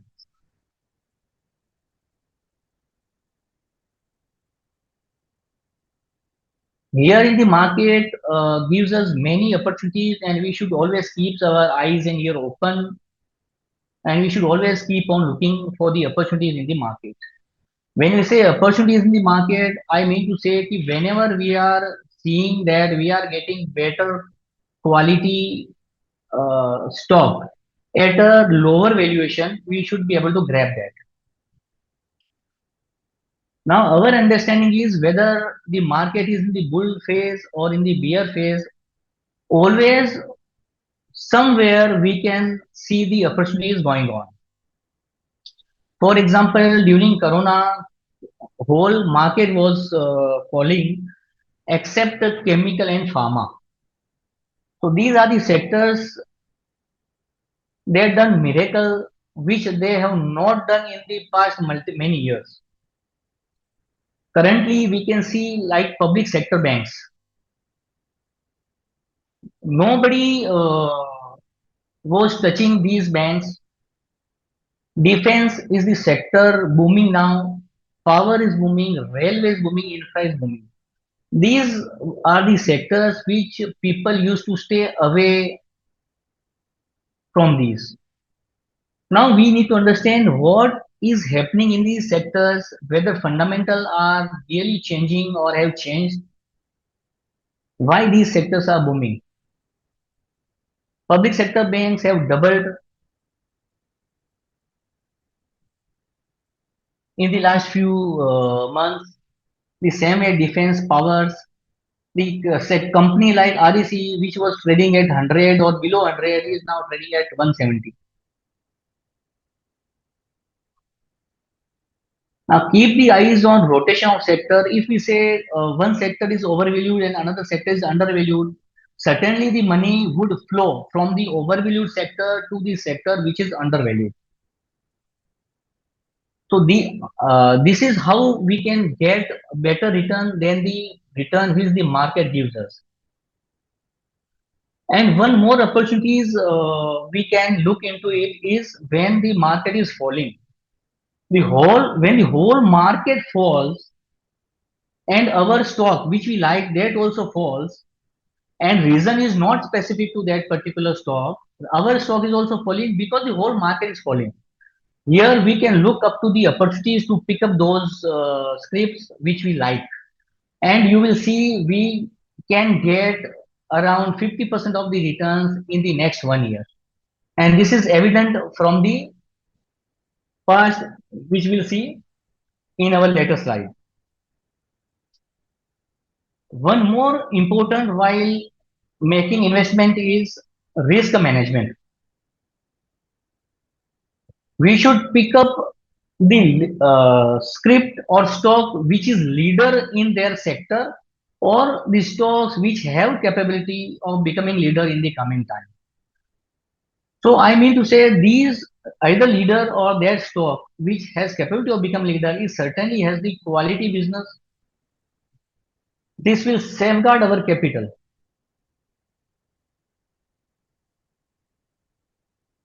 Now we have not much people talk about the exit opportunities, like entry, exit is also important, and it is very much difficult basically. So when can we take the call of exit? One thing is not necessarily that our all investment call gets right. Some calls may be wrong, some calls may be right. And in case of mistakes, in case of there is wrong call or wrong investment, it is important to us that we, as early as possible, we realize our mistakes and we should immediately exit that particular investment. So it would act like it's a stop loss kind of action.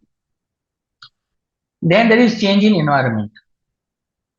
There may be change in environment like all the valuations. If we see all is depends on the future earning. So if we are expecting that the company is growing we are expecting that company would grow by 15% year on year, and if there is certainly change in the environment and now there changed views there, this company may not grow by 15%, this would grow by 10%. So in that particular scenario also we can look for the possibility of exit and enter into the equity which can give growth rate of 15% around.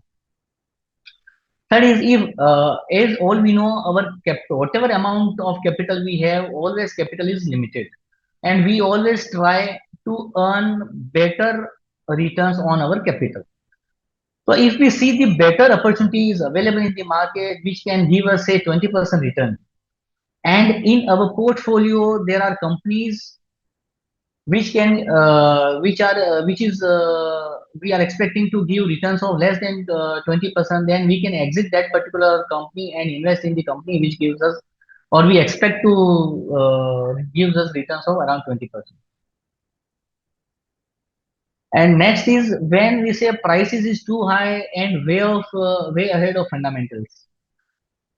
So we need to understand that our corporate earning cycle, like business cycle and stock market cycle, may not match, may may work differently. And if we say the fundamentals are not supporting the prices and prices have shoot up very high, and we see that there may not be returns in the next 1 or 2 years, as we have got the returns of next 1 or 2 years in the currently at present also, then we can should certainly look into booking profit at this point of time. Then next, where we can exit is balancing weightage. If in a particular script we have more weightage due to any reasons, either these prices have gone up or we have invested more when the prices was too low, in that this kind of script where weightage has gone up, we can think of when we can think of reducing our weightage by selling partially in that particular script. This would help us to manage our risk.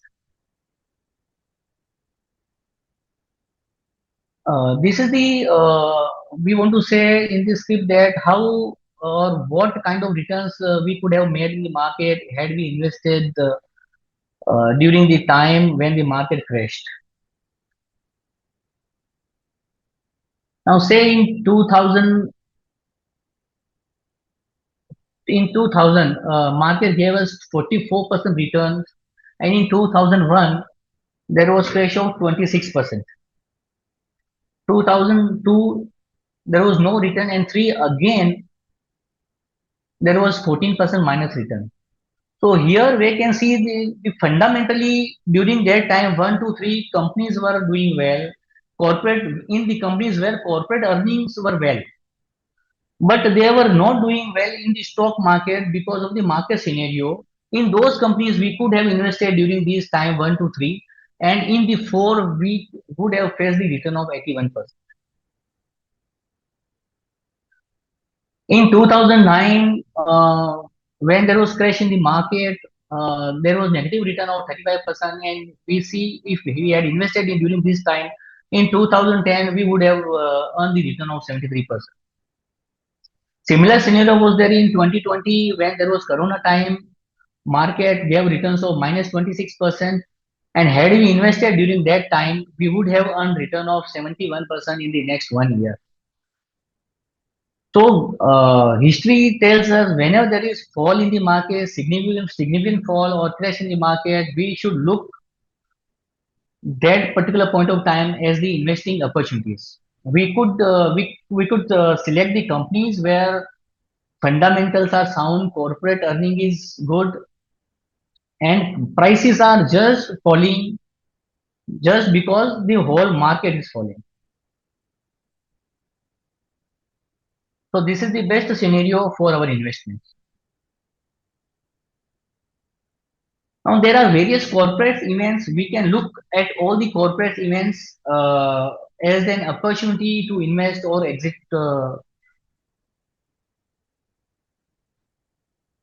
One is change in key management. Management plays a vital role in the company. If we see any addition or any change in management is positive, we should certainly see that we can invest in that particular company immediately. Market analyze the impact very quickly, and the moment we hear that some person which is who have very great track record, proven track record, are joining any particular company, you will observe or you can see the part that is that particular script or stock have shoot up in the very next 5 to 10 minutes. The next scenario is fund infusion by the promoters. This also boosts confidence of minority investors. If you see the promoters are investing in the fund, and if we know the rates at which promoters are investing, then as a minority investors can also take the view that they can also look for the investment in that particular company. Then next is expansion. If the company is going for expansion mode, we can this expansion mode. How we will analyze? We can see if fixed asset blocks are going up, or if we hear from the promoters or management that company is going to expand their capacity, then definitely we can look more details in about the expansions and we can analyze. And if it is beneficial for the company, we can also look for the investment. Here in the expansion, we need to see if the company is expanding in the same business or they are just adding another segment or another different product. Then there are bonus, split, or dividends. These are also company which are paying dividend, which are issuing bonuses, are viewed as a good company. We see these companies like management or promoters. We should view promoters as like they are rewarding the minority investors. This also gives a boost of confidence in the company. Now, another time, what are the best time to invest into the companies? According to my view, when the time are bad, like we are getting all the bad news on from all the four corners, at that point of time, we can check stocks which is fundamentally good to invest, because when the time is bad, stocks are available at cheap price, and vice versa. When the time is good, like current time, we can't expect any stock available at a cheaper price. And when our and we if we invest now, when the market is in the boom run, valuation are too high, we cannot expect even reasonable return for the next 2 years or 1 or 2 years at least. So better time for the investment is we should look for the bad times when the stock market is not doing well. There are bad news. We should take that opportunity and invest in the businesses of our choice. Second most important factor which we bear in our mind is everyday price is our cost. See, for example, if we have picked up one of the stock at a price, say 200 rupees, and that particular stock has fallen to 150 rupees.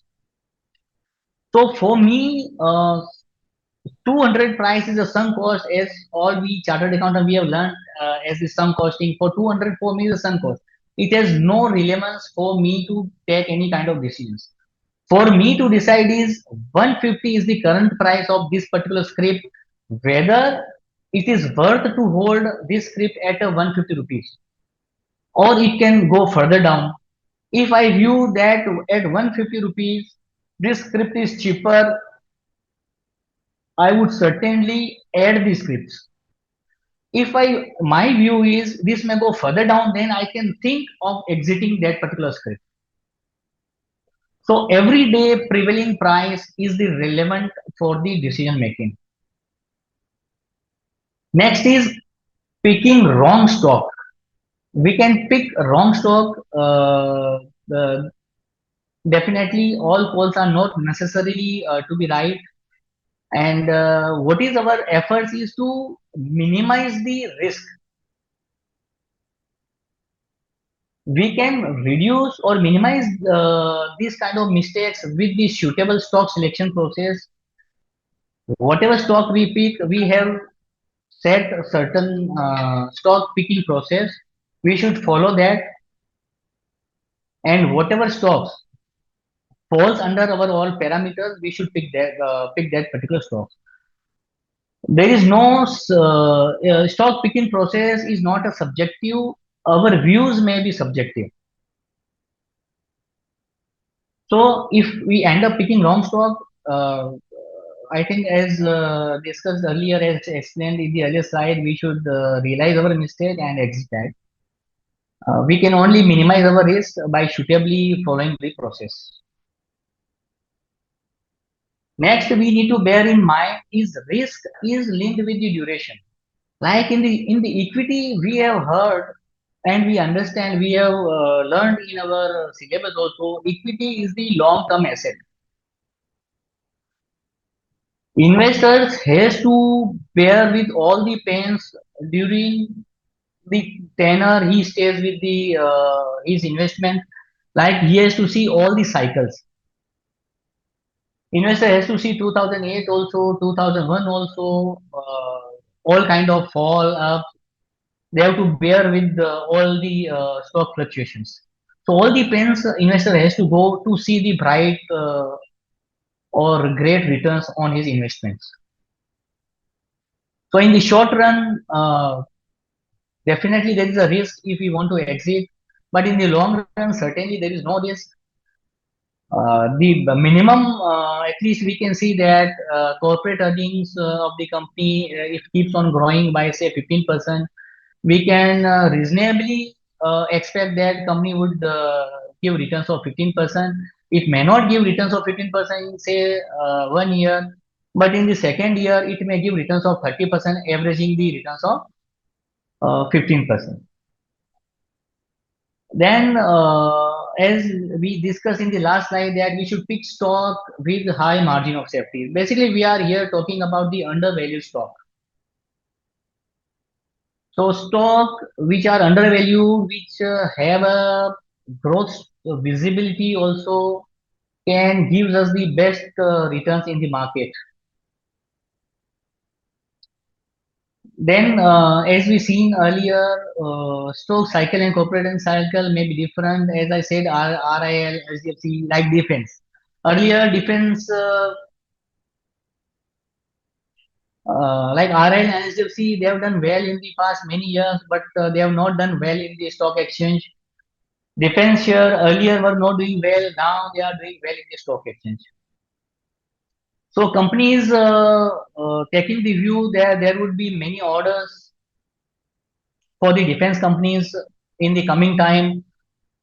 Earlier, in the defense sector, it was importer. Now the companies self dependent, and now this is net exporters. They are getting order from the exporters. They are getting huge order also in the pipeline.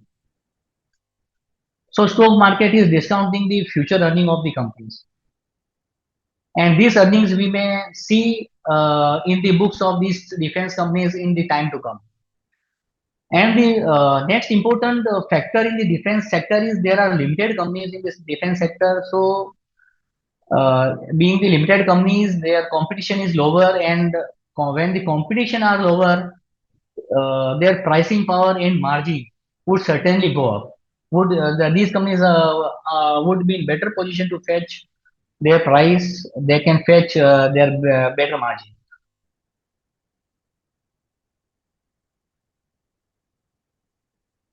Then we see there are two kind of concept in the equity market. We need to bear in mind. One is trading concept. One is investor. Another one is investing. In trading, let us understand profit of one person is always loss of another. So in the one company, though the company's corporate earning is same, so and one person is making profit and another person is making loss in the same company, and if we combine the return of both the companies, it would be both the people, it would be equivalent to the corporate earning. So in the trading, returns are always unreasonable. There is no visibility of the returns in the trading. We are not saying trading is not good. Trading, the person who are good at trading, they can definitely do the trading. Then thing is, it's difficult to earn for retail as competing with the big player. As I explained, the point number one, profit of one person is the loss of another in the trading. So later in the later in the slide, we will see that there are various kind of investors. One are retail, and another are like mutual funds, insurance companies, HNI, FII. Okay, so for the retail investors, competing with these big players is very much difficult task, and I would say it's almost or next to impossible to compete with these big players. Retail investors would earn in the trading only when the big players are wrong in their bet.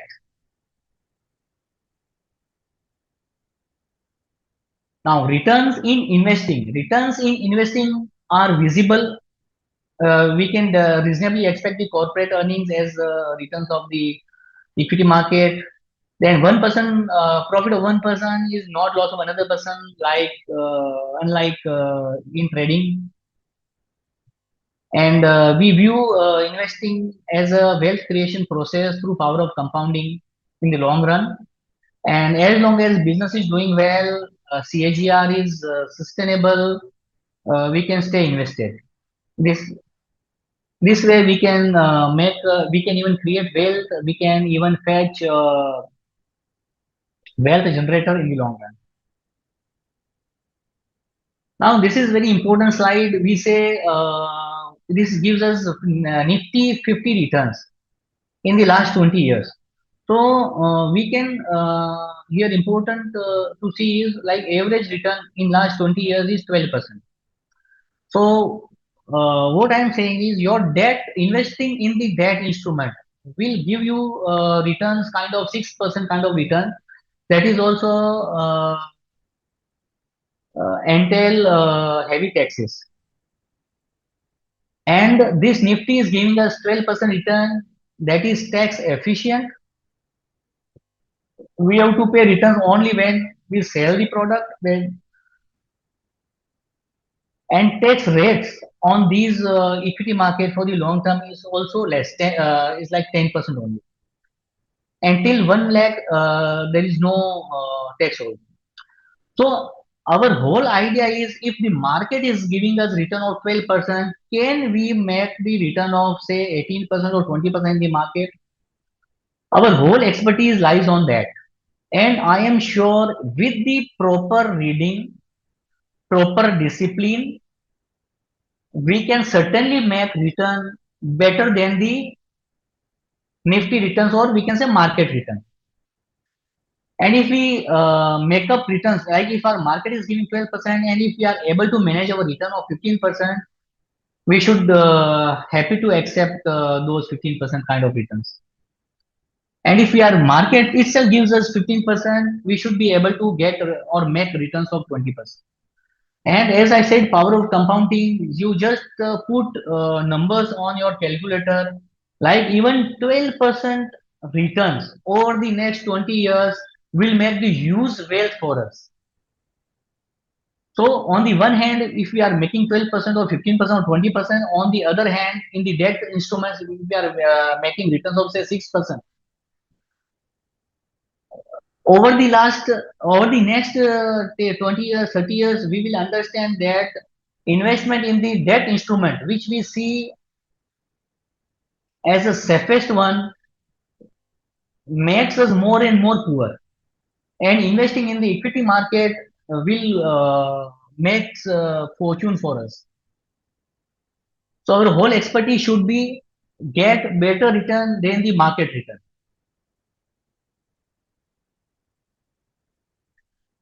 Then in the market, there is huge risk that we all know that equity is the risky asset.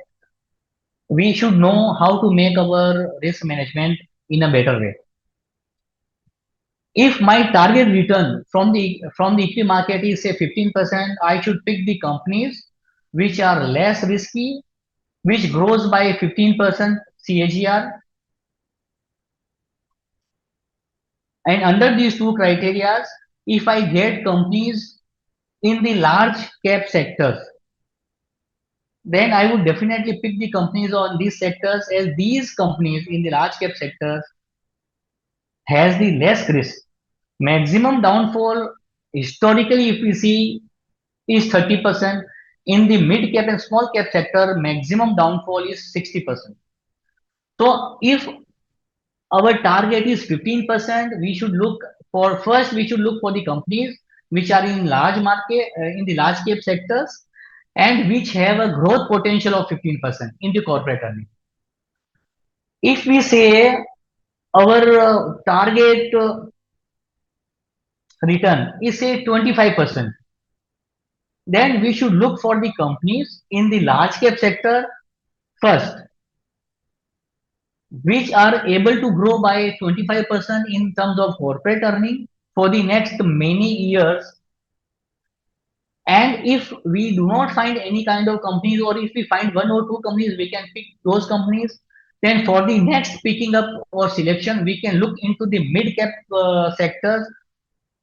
And in that sector also, we should look for companies which can have ability to grow year on year by, in terms of corporate earning, by around 25%.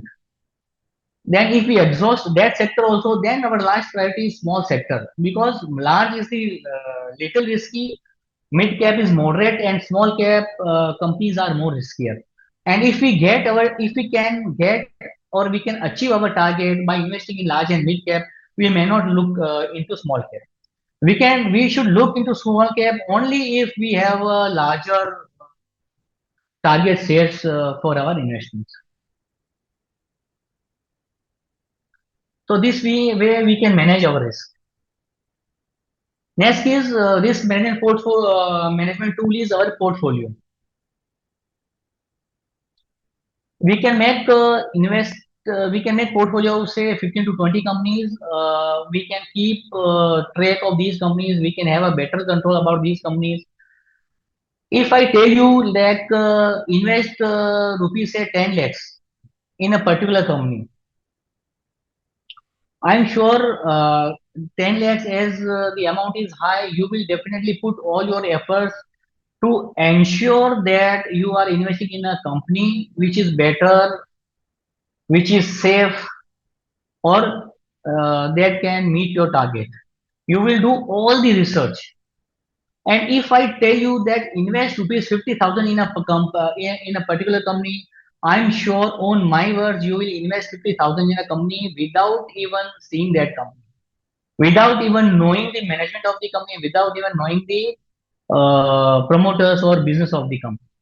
So, point which I am making is, if you are making a serious, if you are investing a serious money, it will push you to do the whole research properly, in depth. So, here point is we should invest in 10 to 20 companies or maximum 20 companies, so that you can do well research, in-depth research in those companies, and can invest your long-term money, your hard-earned money. Next is concentration of investment. Like if you invest in say few companies, say 5 companies, then as I told you earlier, it's a risky class. Our all calls are going right may not be necessary. So we should avoid the second kind of investment, which is concentration of investment, because one bad investment can cause us serious losses. Third one is investing into multiple companies, say 30, 40 or 50 companies. As I told you, this is not advisable. You will not look into these companies, and without looking into these companies, you will invest. You cannot keep practically, we cannot keep the track all these companies. We cannot do research of all these companies. And when we are investing in 30, 40 or 50 companies, then we can understand in each companies we are, if we have 100 rupees, we are investing 1 or 2 rupees.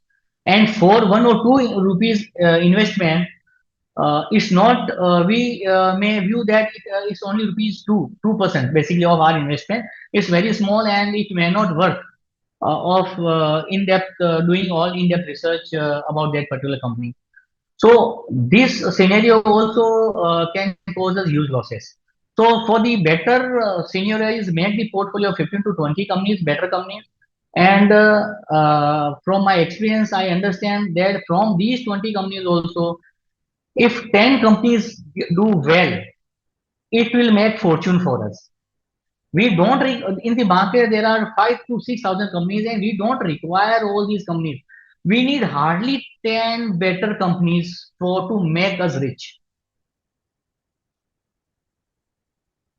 So as per our goal, we should list down the companies where we can make investment. Next is who are market participants. That one is SEBI. This is regulatory. Next is market, where we see all the prices. So BSE and NSE, these are two primary market. And third one is stockbroker, through whom we do all the dealings. And next is investors and traders. As we discussed earlier, there are two kinds of people, retail. Either they are investors or traders, and one need to understand themselves whether they are investors or traders. And strategy for both the kind of market participants are different.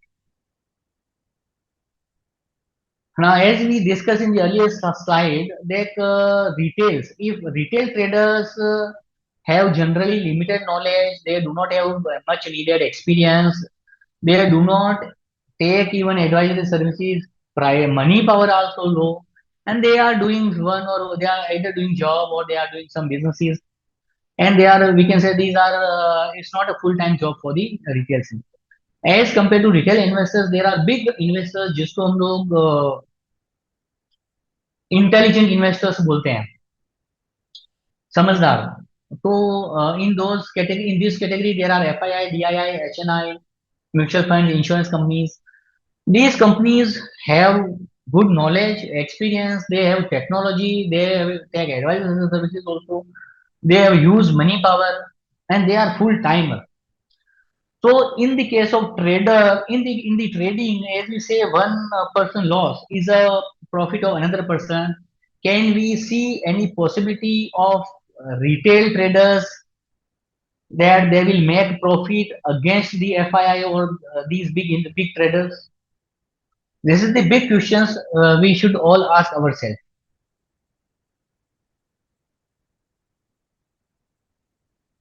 Then view of traders are certainly different. They look, buy and sell.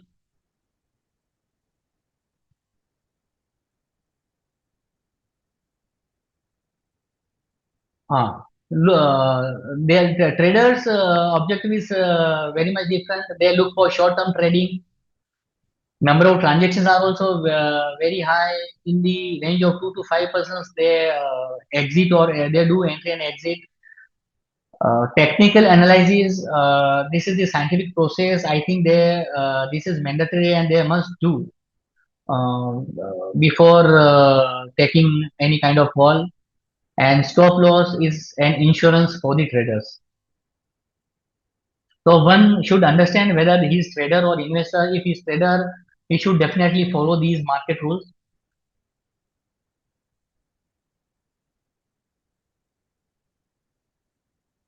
Then another kind of investors, participants are investors. Investors look to invest for the longer period of time, for many years. Their objective is to create wealth over long period of time through power of compounding.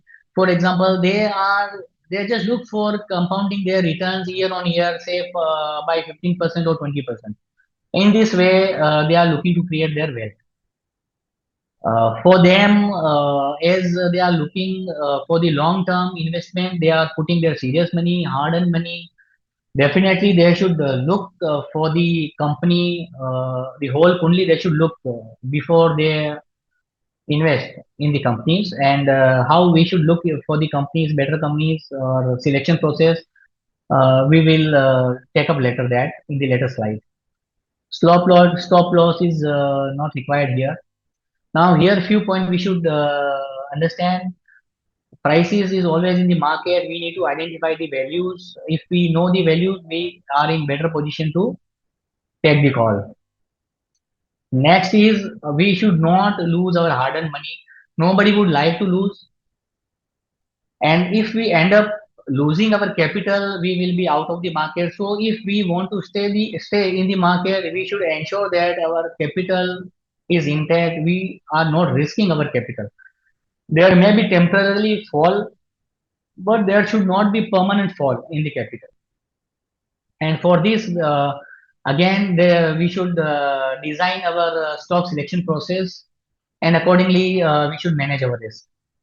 Disciplines for investment in the equity market, intelligence may not be much needed. Most need in the equity market is discipline. We should religiously follow the market rules. We should be very much disciplined in the market. Then we should follow the rule of margin of safety. Wherever there is stocks are undervalued, available, better company at undervalued price is available, we should pick that. Again, in-depth knowledge about the company is very much mandatory. Next is corporate earning. We have learned in the earlier cycle. Then stock price is as we view that most of the time market is the correct. So stock price, which is reflecting in the stock exchanges, are the views of multiple participants. These mistakes we can avoid. Investing on calls, on tips, we should certainly avoid. We should be very clear whether we are investors or we are traders, as rules and the style of working is different for both. We should avoid timing the market. Nobody has been able to time the market.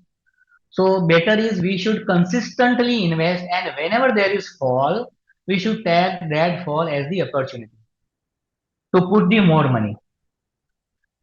Then we next is all retail investors always prefer small value stock or penny stock, and I would certainly suggest we should avoid these small stocks as these are not fundamentally sound. You may risk your capital if you invest in the small value stock.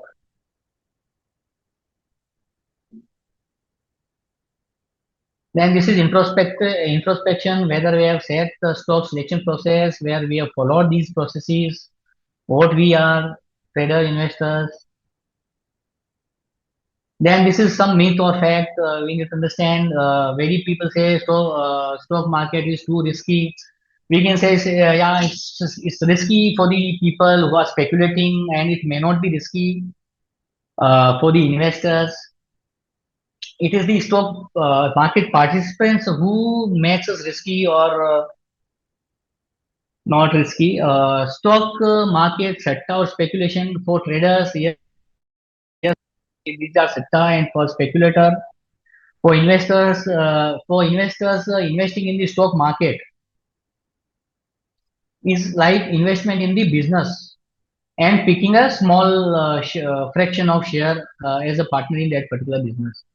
Retail investor definitely make money in the market, but retail trader will definitely lose money in the market.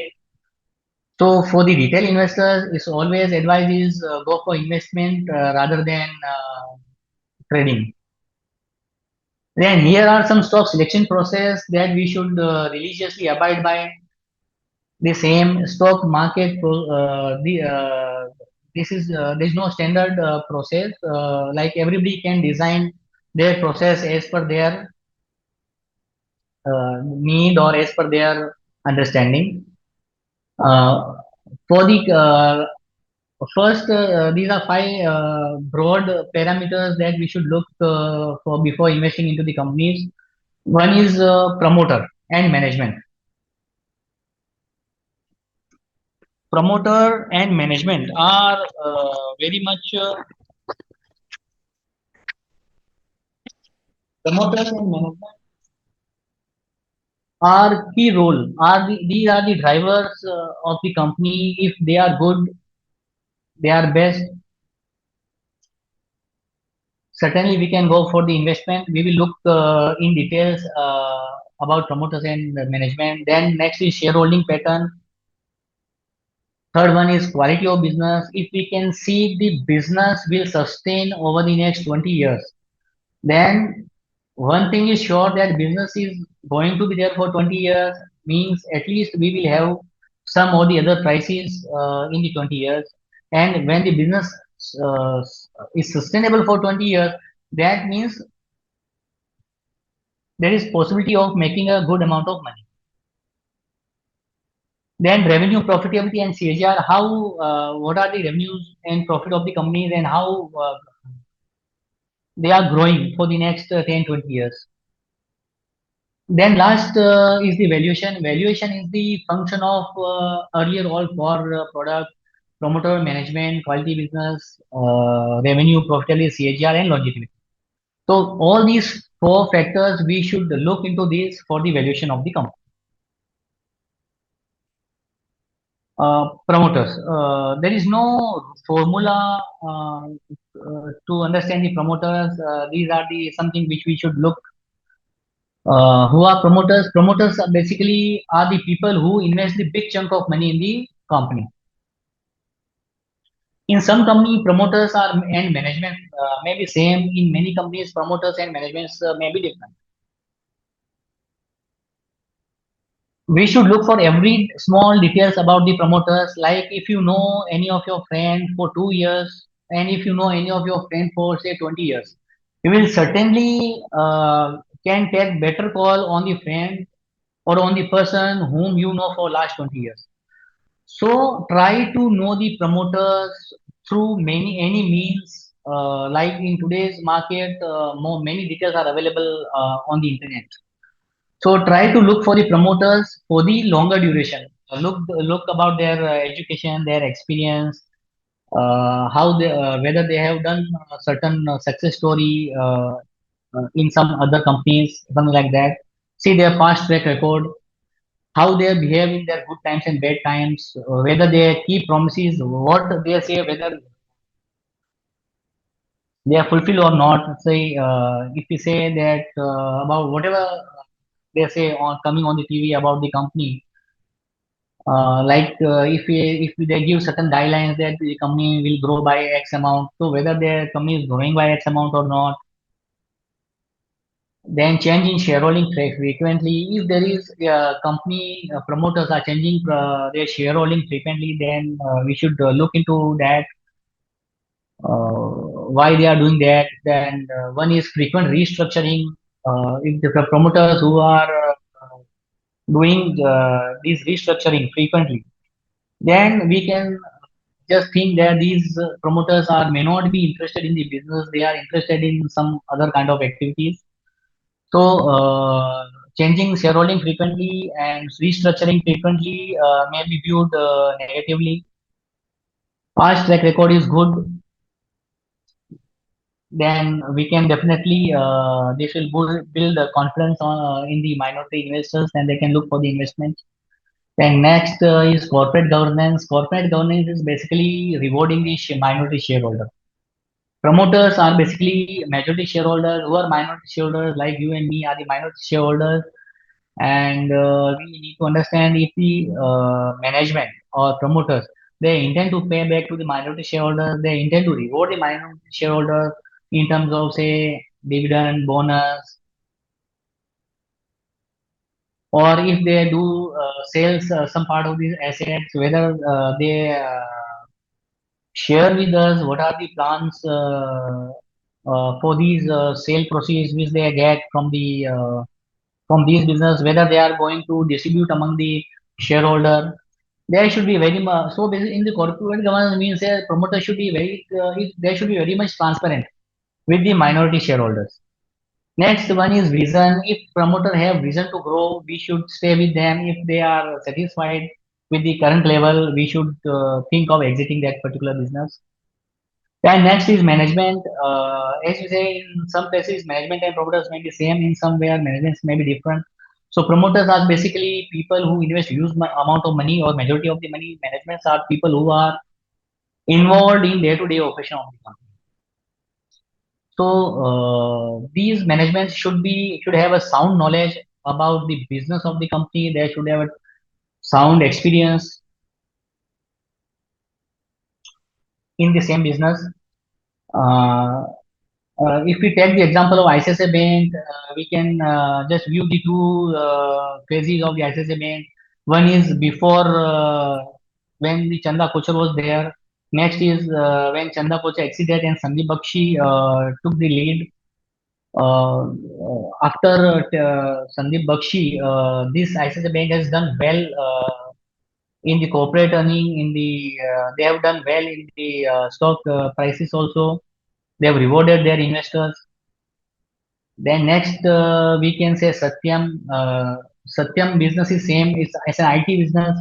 earlier management, when the management was Mr. Raju was there, company had crashed. Then Mahindra and Mahindra took over the Satyam and they ran the company. So here we can see the how management plays the important role.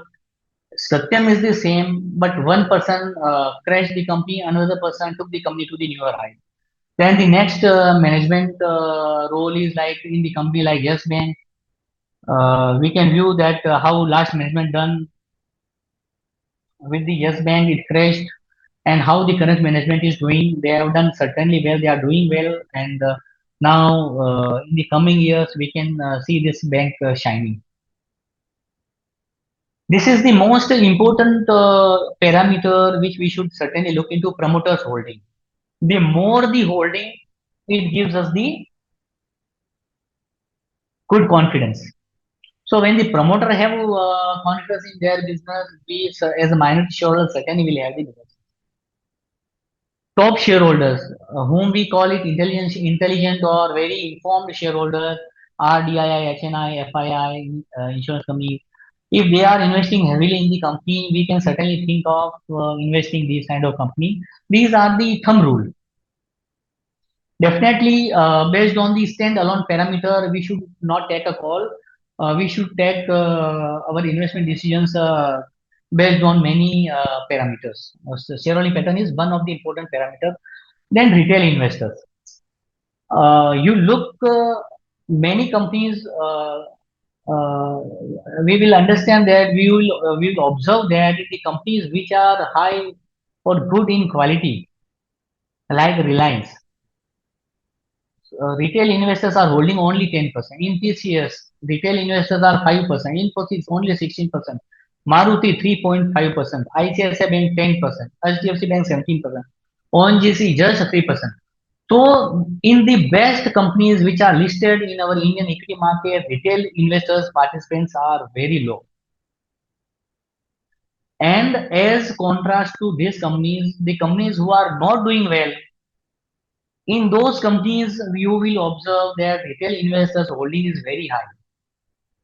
So, looking at the shareholding pattern, we can understand the companies which have high promoters holding, high big investors holding. We can take as a thumb rule that this is a good company, and we can consider this for investment after seeing the other parameters. Now, if the retail investors are investing in Maruti are only 3%, it really worries us why retails are not participating in Maruti. Maruti share is trading in the stock exchange at say 10,000 rupees. And they will, retail investors would prefer Vodafone stock, which is trading at say 10 to 12 rupees. So as we discussed earlier, retail always go for small value stock or penny stock, and I would strongly advise invest in Maruti rather than in Vodafone or penny stocks. In Maruti, one can be ensured that they will not lose the capital. They may earn low, but they may not. They will certainly their capital is protected. Their return may not grow as a small company returns may grow, but certainly their returns would be better than the FD returns. Their returns would be fairly equivalent to the market return. And we can certainly expect returns in companies like Maruti, RIL, TCS around 12%, which is not bad. Then pledge of shares. Share pledge is what is it? When this is also we can see these details on the NSE or on the company's website.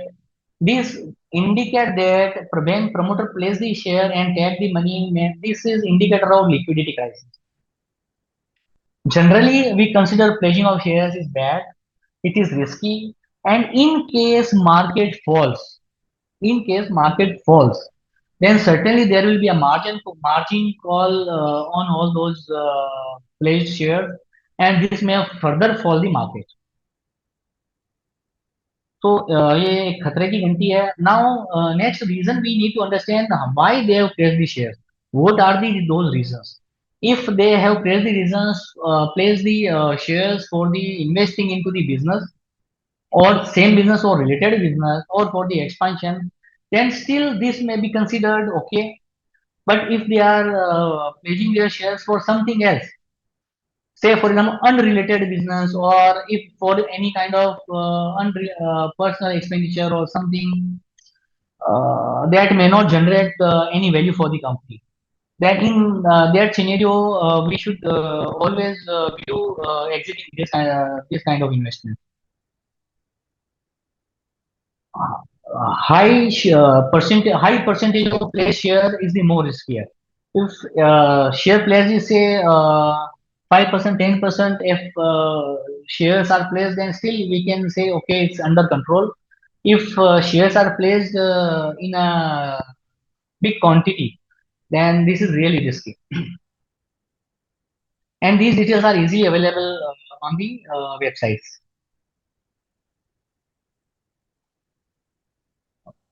This we have discussed. Then whatever business we are investing in, we should always understand that whether this business will continue to exist for the next 20 years. This we need to understand.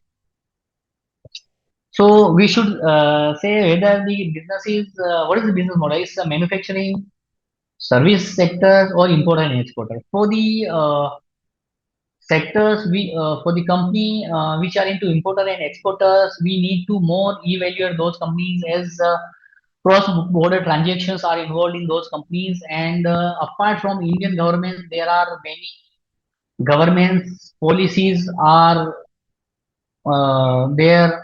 Like if we are exporting to America, or if we are importing from China, so there may be various policies of America and China that may impact our business. Our businesses may be very good, very nice. Our product may be very good. But if we are exporter and say our use export is to America, and there is um, and America is not doing well, economy is falling, then however your business is best, your product is best, you will not, your business will certainly fall, your order would certainly fall from the America. If your business is domestic oriented, then we can say okay, domestic oriented means it's we are selling or doing businesses in India, and consumption stories of India are viewed very nicely, and we can take a view that this business would definitely flourish. Then whether it's a B2B business or B2C business, then next is whether it's our sales is in cash and carry business, or we do our sales on credit. All these parameters, whatever we are discussing, we need to view these parameters and relate that parameters as per the industry standard. For example, if in the industry, like retail industry, it's a cash and carry industry. Like DMart, if DMart is a cash and carry, like they sell the product on cash or cash on delivery, and another retail company is there who is into retail segment only, and if you see data in their books, then they certainly raise the alarm, they certainly raise the questions. This is the retail industry, and in industry standard is like cash and carry, how these data has come up.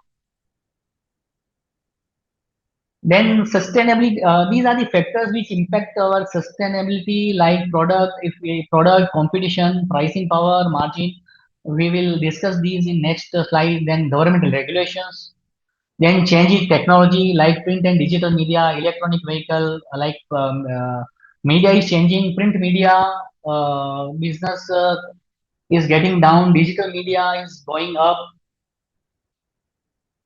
After electronic vehicle, like earlier fuel vehicle like petrol and diesel, they are the productions are coming down of fuel like petrol or fuel vehicles. After electric vehicles come, like Tata Power is doing well. Earlier this was not doing well. These are the product pricing and margin. Like, let us understand your whatever business you are looking into invest. Their business should be scalable. Business should have ability to expand. ऐसा नहीं होना चाहिए कि यार एक जगह पे आके बिजनेस रुक जाएगा, तो ऐसा business it should be like we can increase as per our capacity. So business itself should have a capability of expansion. Like service sector or IT business, we see there is no restrictions for expansion. Only we need manpower here. If economy is doing well, what we need to do, what we these service sectors business need is manpower to increase the business. In manufacturing, these manufacturing cannot go beyond installed capacity. They need to pump in fund further for expansion once they have reached their capacity. So we need to understand that manufacturing, how we should look into manufacturing, how we should look into service or IT business, whether we are scalable or not. Then your product, some of the product, you may have 10 products, but 2 or 3 of products should be such like they are market leaders. So if people comes to you for buying these products, they will definitely buy other products also.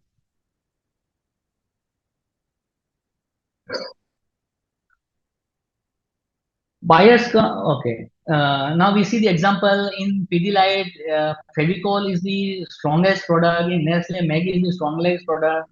Asian Paint is the strongest product. The moment we understand pants, we name the Asian Paint company. So if our product is strong, demand is high for that particular product, and supply is limited, like competition, then definitely in that scenario we have a better pricing power. The next one is competition. जो business में हमको invest करना है, हमको ये देखना कि we should look into that competition factor or entry barrier, whether there are many competitors in the market, effective competitors we are talking about, whether there are capital, is there any entry barrier for that particular business, for say example for telecom business. Telecom business require huge capital, so we can say yes, this business has the entry barrier. No, it's not easy to get into telecom sector. So capital in the business where capital requirement is huge causes the entry barrier. In the business where product is strong, like Pidilite, making Fevicol, then Nestle is making Maggi. So these product is so high that similar kind of product for past so many years, no company have been able to make. So we can say for these product, there would not be any competition. Or even if there is competition, it would be negligible. Then impact of competition, we can say Indigo Airlines now currently is doing well because of the reduction in competition. Many airlines have landed, have stopped, and these because of there is huge reduction in competition, and this is benefiting the Indigo Airlines. With the reduction in competition, what's happening is it gives pricing power also. It gives it gives you input in better capacity utilization. Now, second example of competition is Grasim. Grasim in paint industries, Grasim is coming. So this may create challenge to the Asian Paint or others in the industry. We can look before investing in before investing in Asian Paints or other paint industry like a giant like Grasim is coming. So certainly this will take or this will consume some of the market of Asian Paint or other also. This will reduce their pricing power also, and certainly the growth may be restricted of these companies. Now with Jio coming in telecom sector, Vodafone came in trouble. We all have experienced that. With the JioMart coming, there may be challenges in DMart business in coming time. We can view this also before investing in DMart. With strong product and lower competition gives us pricing power and margin. We can have a better pricing power, and with better pricing power, we can have a better margin. So these kind of business we can think of investment. And now next is government regulation. So business with the huge intervention of government, we should think of avoiding that, like fertilizer, sugar, power, aviation. Uh, there is huge intervention of government, and there is no visibility. As an investor, they don't get the proper visibility for these businesses. Then we have discussed that we should pick market leader or the companies which can become market leader. This will gives us a sense of uh, protected protection, or we feel our capital would be protected. Then there are other factors like what are major costs and whatever raw material, labor, powers are whether available properly or not. Like recently, we understand in auto industry there was a chip shortage. So whatever raw material or labor or power or fuel, whatever kind of direct cost we need, these should be available in the market at reasonable price or easily. Then this is now we are going into numbers. These numbers we should definitely see, like all see revenue. How we should look at the revenue. If we see revenue in when we analyze the P&L, we see revenue, gross margin, EBITDA, PAT, something like that. Okay. So analysis of profitability standalone may give you a wrong picture. So what we can do is analyze the profitability along with the cash flow. So when we are looking at the revenue number, we should look at the collection number also. We should look at the debtors also. So if the revenue is 100 rupees, if we are getting collection is near about 100 rupees, then we can say, okay, revenue is correct. If revenue is 100 and our cash flow from operation or collection is say 20-30 rupees, then definitely we should look into this. This should raise the alarm, raise the question. Why revenue is not getting converted into cash? Whether the company is selling the product only on credit and all our cash is stuck in the debtors, this could be the situation, and situation is not viewed positively. Now, gross margin. We should see these numbers, all we should see along with our peers in the same industry.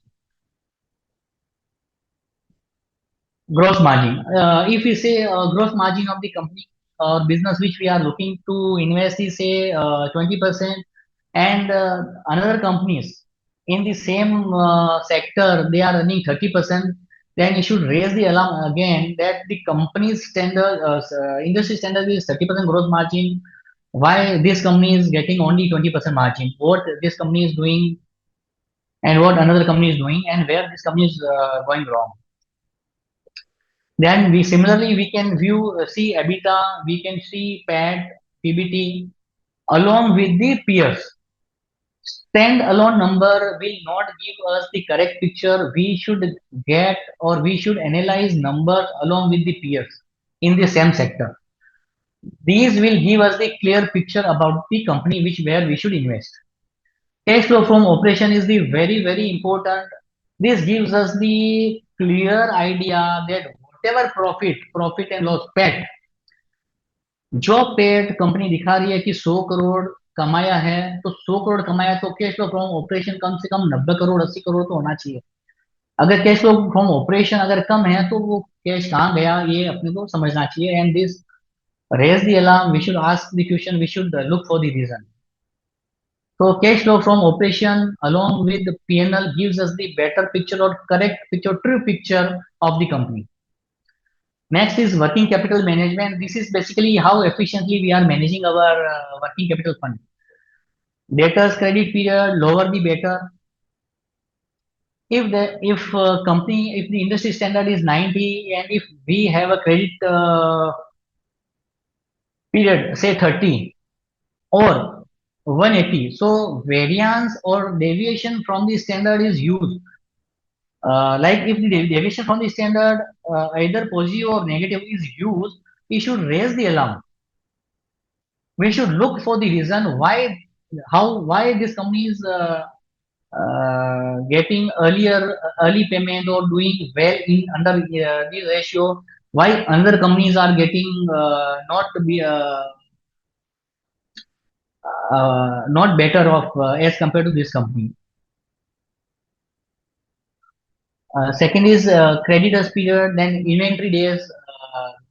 Lower the inventory days, better is the situation. This is like with the lower amount of capital, we are making a bigger amount of business. Current asset gives us the financial short-term efficiency. Fixed asset turnover ratio gives us the like again efficiently how we are utilizing our factory. If fixed asset turnover ratio is say 10 industry standard, and if we are at 15, that means we are utilizing our factory in a better way. But now thing is we need to look into this is industry standard is 10.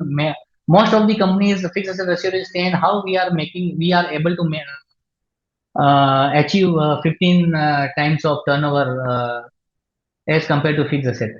So we should definitely look for the numbers, whether we are really efficient or numbers are or some another story in the number.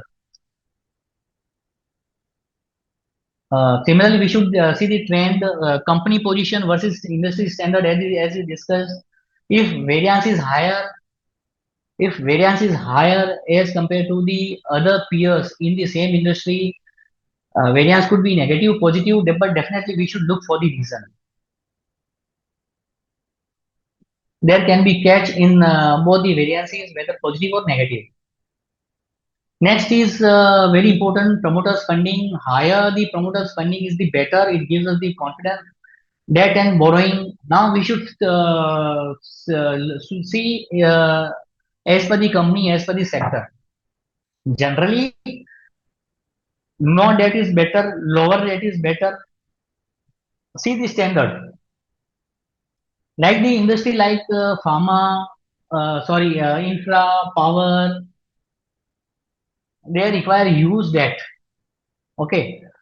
So these companies, if they tap that, we can understand they need it for their business. But if the industry like IT sector or service sector, what they need, they do not have any factory. They need only manpower to provide the services or proper skill as per the industry they need. So why they need much debt? If we see any debt in the say Infosys, it will raise the alarm that why Infosys require the debt.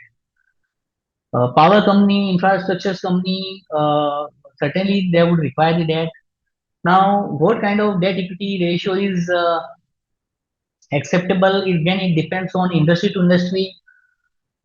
In banking sector, 5 times is okay. NBFC 8 times is also considered acceptable. Other industry 2 to 3 times is the maximum acceptable. More debts may cause problem to the company.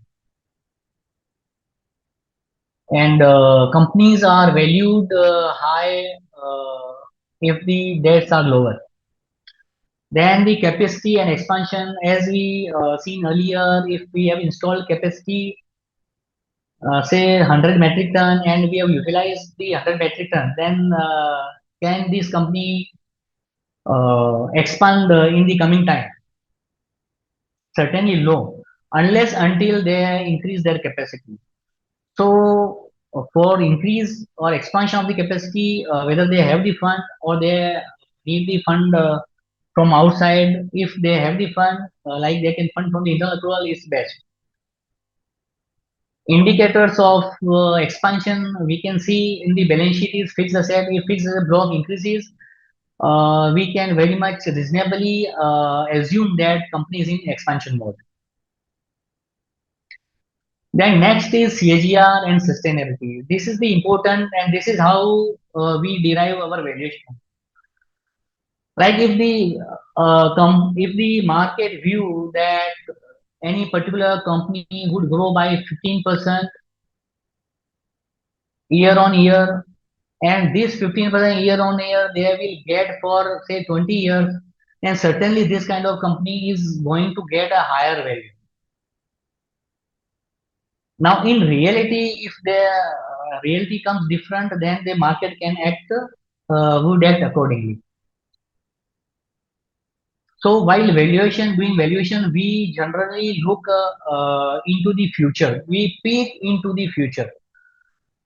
We understand the past. We see the past track record, past analysis, past sales, past growth. Everything we analyze. We do the analysis of past trend. We do analysis of peer comparative analysis with peers also. These are all we are able to do in a better way. Now the most challenging job is looking into the future, peeking into the future. How better way we understand or we properly certainly understand the growth rate. This is the very key factor. And here also I am reiterating the fact that whenever we are analyzing the company, do not analyze any company standalone. Analyze the company with its peer, analyze the company with its past record. So these comparative analysis is the must to have the better picture in the mind to take the better call or proper call. Next is valuation. Again, as we discussed in the earlier slide, valuation is the factor of growth rate, CAGR, which we say, and sustainability of that growth rate. Then the quality of business and the promoters. This we have discussed earlier. And valuation is very much no one can get a better pointed valuation. We can get a valuation in a certain range. Say 100 to 120, 150 to 170. In this range, we can understand. These are the valuation factor. One is P ratio, and next we say is average P ratio. See, when we look for the latest P ratio, this may mislead us as the latest P ratio may be abnormally impacted. If say that particular period is was very good for that particular industry. For example, for chemical industry, for the past 3-4 years were very good. If we take PE ratio of those years, then certainly this will mislead us. So better is if we try to understand anybody, better is we take the averages. So if we take the average of say 3 years or 5 years, we get a proper behavior of that particular company, and we can reasonably expect that this company will behave certainly in same manner in the future. Lower the PE ratio is better. PE ratio is basically how much multiply we give this company in terms of earning. This is earning multiplier basically. And whether we are ready to give this much multiplier. For example, if earning per share is 10 rupees and company is trading at 20 rupees. So basically we will say P ratio is 20 times. So next is whether we should look whether the peers of this company, what kind of valuation they are fetching, whether they are fetching the 20, whether they are fetching the 30, whether they are fetching the 10, then we should look for the reason for the variance also. Then price to book value is the another valuation ratio which we certainly we should look into it. For banks, price to book ratio like considered 1:2 is considered better. For other industry, different. Debt equity ratio we have discussed earlier. For different industry, different ratios there. Return on capital employed is very much important. If we are getting return on capital employed and return on equity at around say 20%, we can certainly view this company as the better company, and the company with the high return on capital or high return on equity, lower debt equity ratio, lower debt equity ratio, may get higher P multiplier, may get better valuation. Maybe maybe trading overvalued. As these kind of companies are viewed good companies. And these we have discussed. Assets looks good at a reasonable price. But however, good companies there, we should certainly price matters. HDFC is very good company, but we should be able to get that company at a reasonable valuation. Price is what we pay and value is what we get. We should be able to get proper value with our price. This is the whole understanding, whole concept of fundamental analysis, or how we should look our investment decisions. Then we should look for the economy factor. Like if we look for the India, everybody is saying like India is going to become 5 trillion economy or 7 trillion economy, or it may be positioned third largest company in coming time. That means company would be growing. There is no doubt that Indian economy is the consumption based economy. So high chances are there that any businesses we do in the economies like India, they would flourish, as these are consumption based. The companies may not look for other market. India itself may be sufficient for them. Now, current trend is innovation is the trend. As we understand, in the defense sector, they are now manufacturing highly. They are getting orders from the export. So this defense sector has turned from importer to the exporter. Technology have come in this defense sector. Earlier, this was not there. So innovations are coming.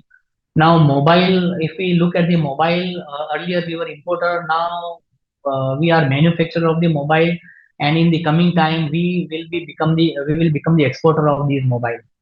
So my point is, our Indian economy is viewed earlier as the service sector economy. Now slowly we are moving towards manufacturing hub recently. So like in defense, we are manufacturing. In mobile sector, we are manufacturing. And you have must have heard now there are restrictions on the importing computers also hardware. So government is pushing that we should manufacture all the computer or computer products as well. So we are moving very fast towards manufacturing sector. And when we are doing manufacturing, means we can say there would be high consumption of power. So there would be uh, growth in the power sector. More and more people would be employed. So there will be cash flow in the pocket of general public.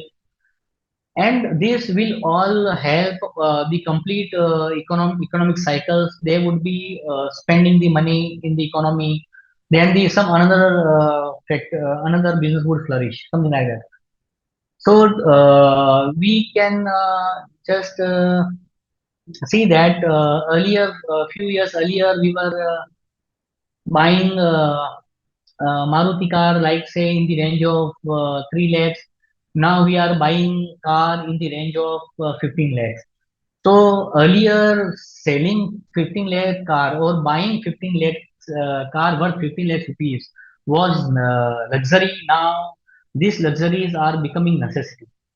Earlier we were living in the say small flat or small building. Now we are looking for the high rise. We are choosing high rise. We are now staying in the flats in say a 50-story building in the top floor. We are spending. So these all luxuries are becoming now necessity. So with the growing economy, everybody flourish. The companies which do business flourish, employees flourish, the general public flourish, and the complete economic cycle becomes a like saving to spending cycle. everybody flourish, and everybody gets the benefit of growing economy. And one more factor which we understand is tax rate in Asia. In the whole Asia, we can say tax rate is lowest in India. In few years back, our FM Nirmala Sitaramji reduced our corporate tax rate drastically for manufacturing, and they reduced it to 15%. And this attracts the huge investment into India. Then informations are available very easily in the market, in the internet. Earlier there were the problem. Now this is not the problem. Only we need to build up the habits of reading. If this habit we are able to build up, then we will certainly will be able to in better position to pick up the better companies and create the wealth. These are the available information. These are the sites we can visit, like NSE India, BSE India, Money Control Screener, Trendline.com. Most of the information we will get in on these general sites. Apart from that, we should not forget the most important site is the company's website. These are the various books available in the market. We can look into these. And these are the challenges and solutions. What are challenges? We have discussed these challenges that investable money fund is always lower. People may do not have time. Their understanding may not be better. So in this scenario, solution is we should follow the process rules and discipline. If we cannot do that, we should take the advice of professionals. That also not feasible for us. Then we should simply invest in the mutual fund or the Nifty or some Sensex. With this, we end our presentation. We can take up question answer now. So the first question is from Divyas Kanubhai Riani. He's asking, what is corporate earning? Corporate earning is like in the balance sheet, we see PAT, profit after tax. Profit after tax is the corporate earning, and important is how this profit after tax, which we call corporate earning, grows year on year. This factor is important.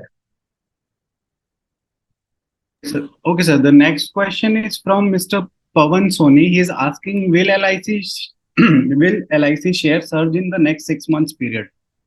Sorry? His question is, will LIC share surge in the next 6 months period? Sir, LIC company is very good. There is no doubt. Today also this LIC company is the market leader. And we don't know about the next 6 months, but certainly this is going to go up in the coming time.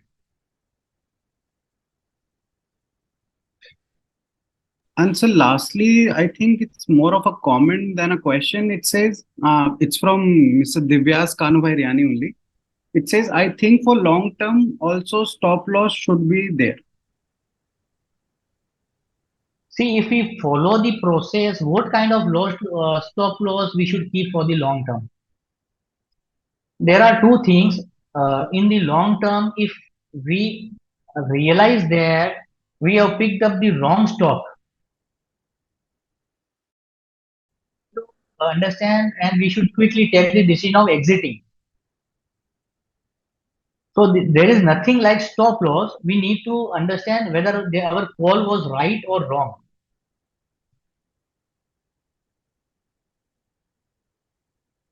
For example, if we have bought any shares at 200 rupees, okay, now that share is trading on the stock exchange at 150. So there is fall of 50 rupees.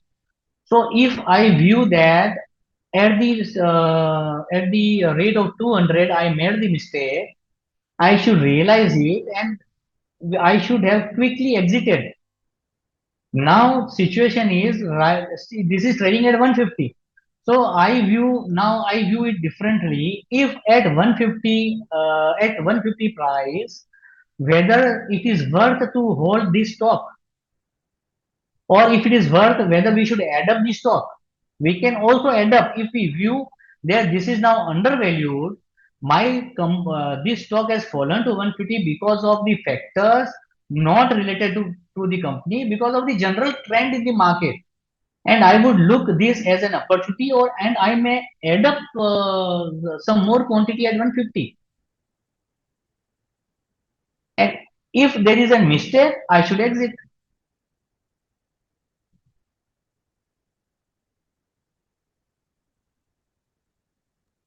Sir, there's one more question, I guess. So Mr. Mukul Chabra is asking, how will we get into research analyst without any experience in this field?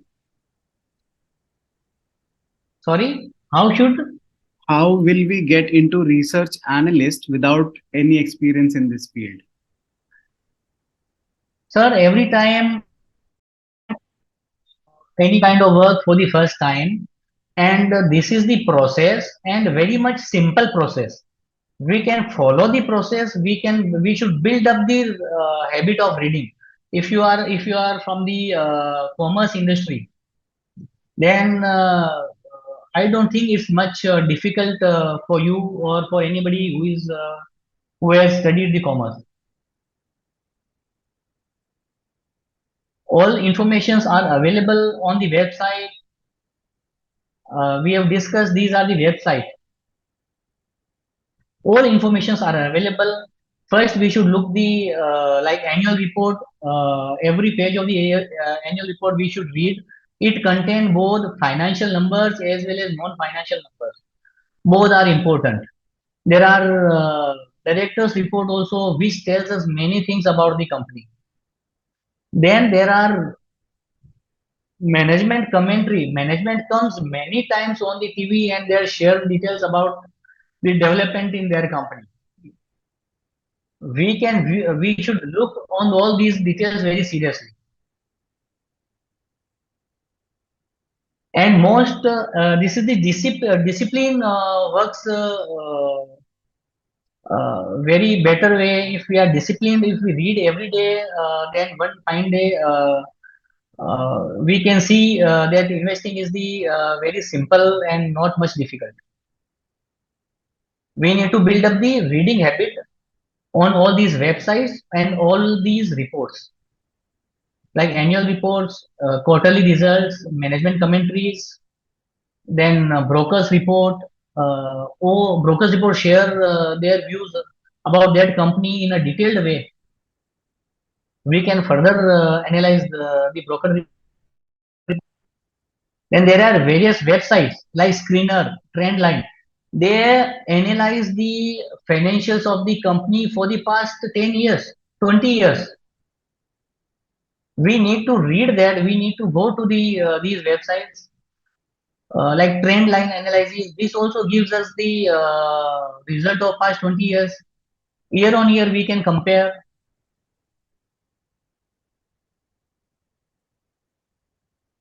So all these would put us in the better position to take the better call for the equity investing. Animeshji, anything else for our No, learned speaker for the day? That would be all, Sandeep. There are no questions. Right. Girirajji, thank you so much, sir. I mean, what you shared at the end of the seminar as well, that discipline, be it in your academics or in the stock markets, it goes a long way in compounding. And the information that you've shared, I believe it will not be used only on the Monday, which is the next trading day, but many more Mondays to come. I'm taking so many great things from this session. I hope that all the participants had the similar experience. Thank you so much, sir, for taking out this time. We really appreciate you giving the deliberation on this topic, sir. Thank you so much. Thank you, sir. Thank you. Right, ladies and gentlemen, that brings us to the end of the webinar. I hope you had a great time today.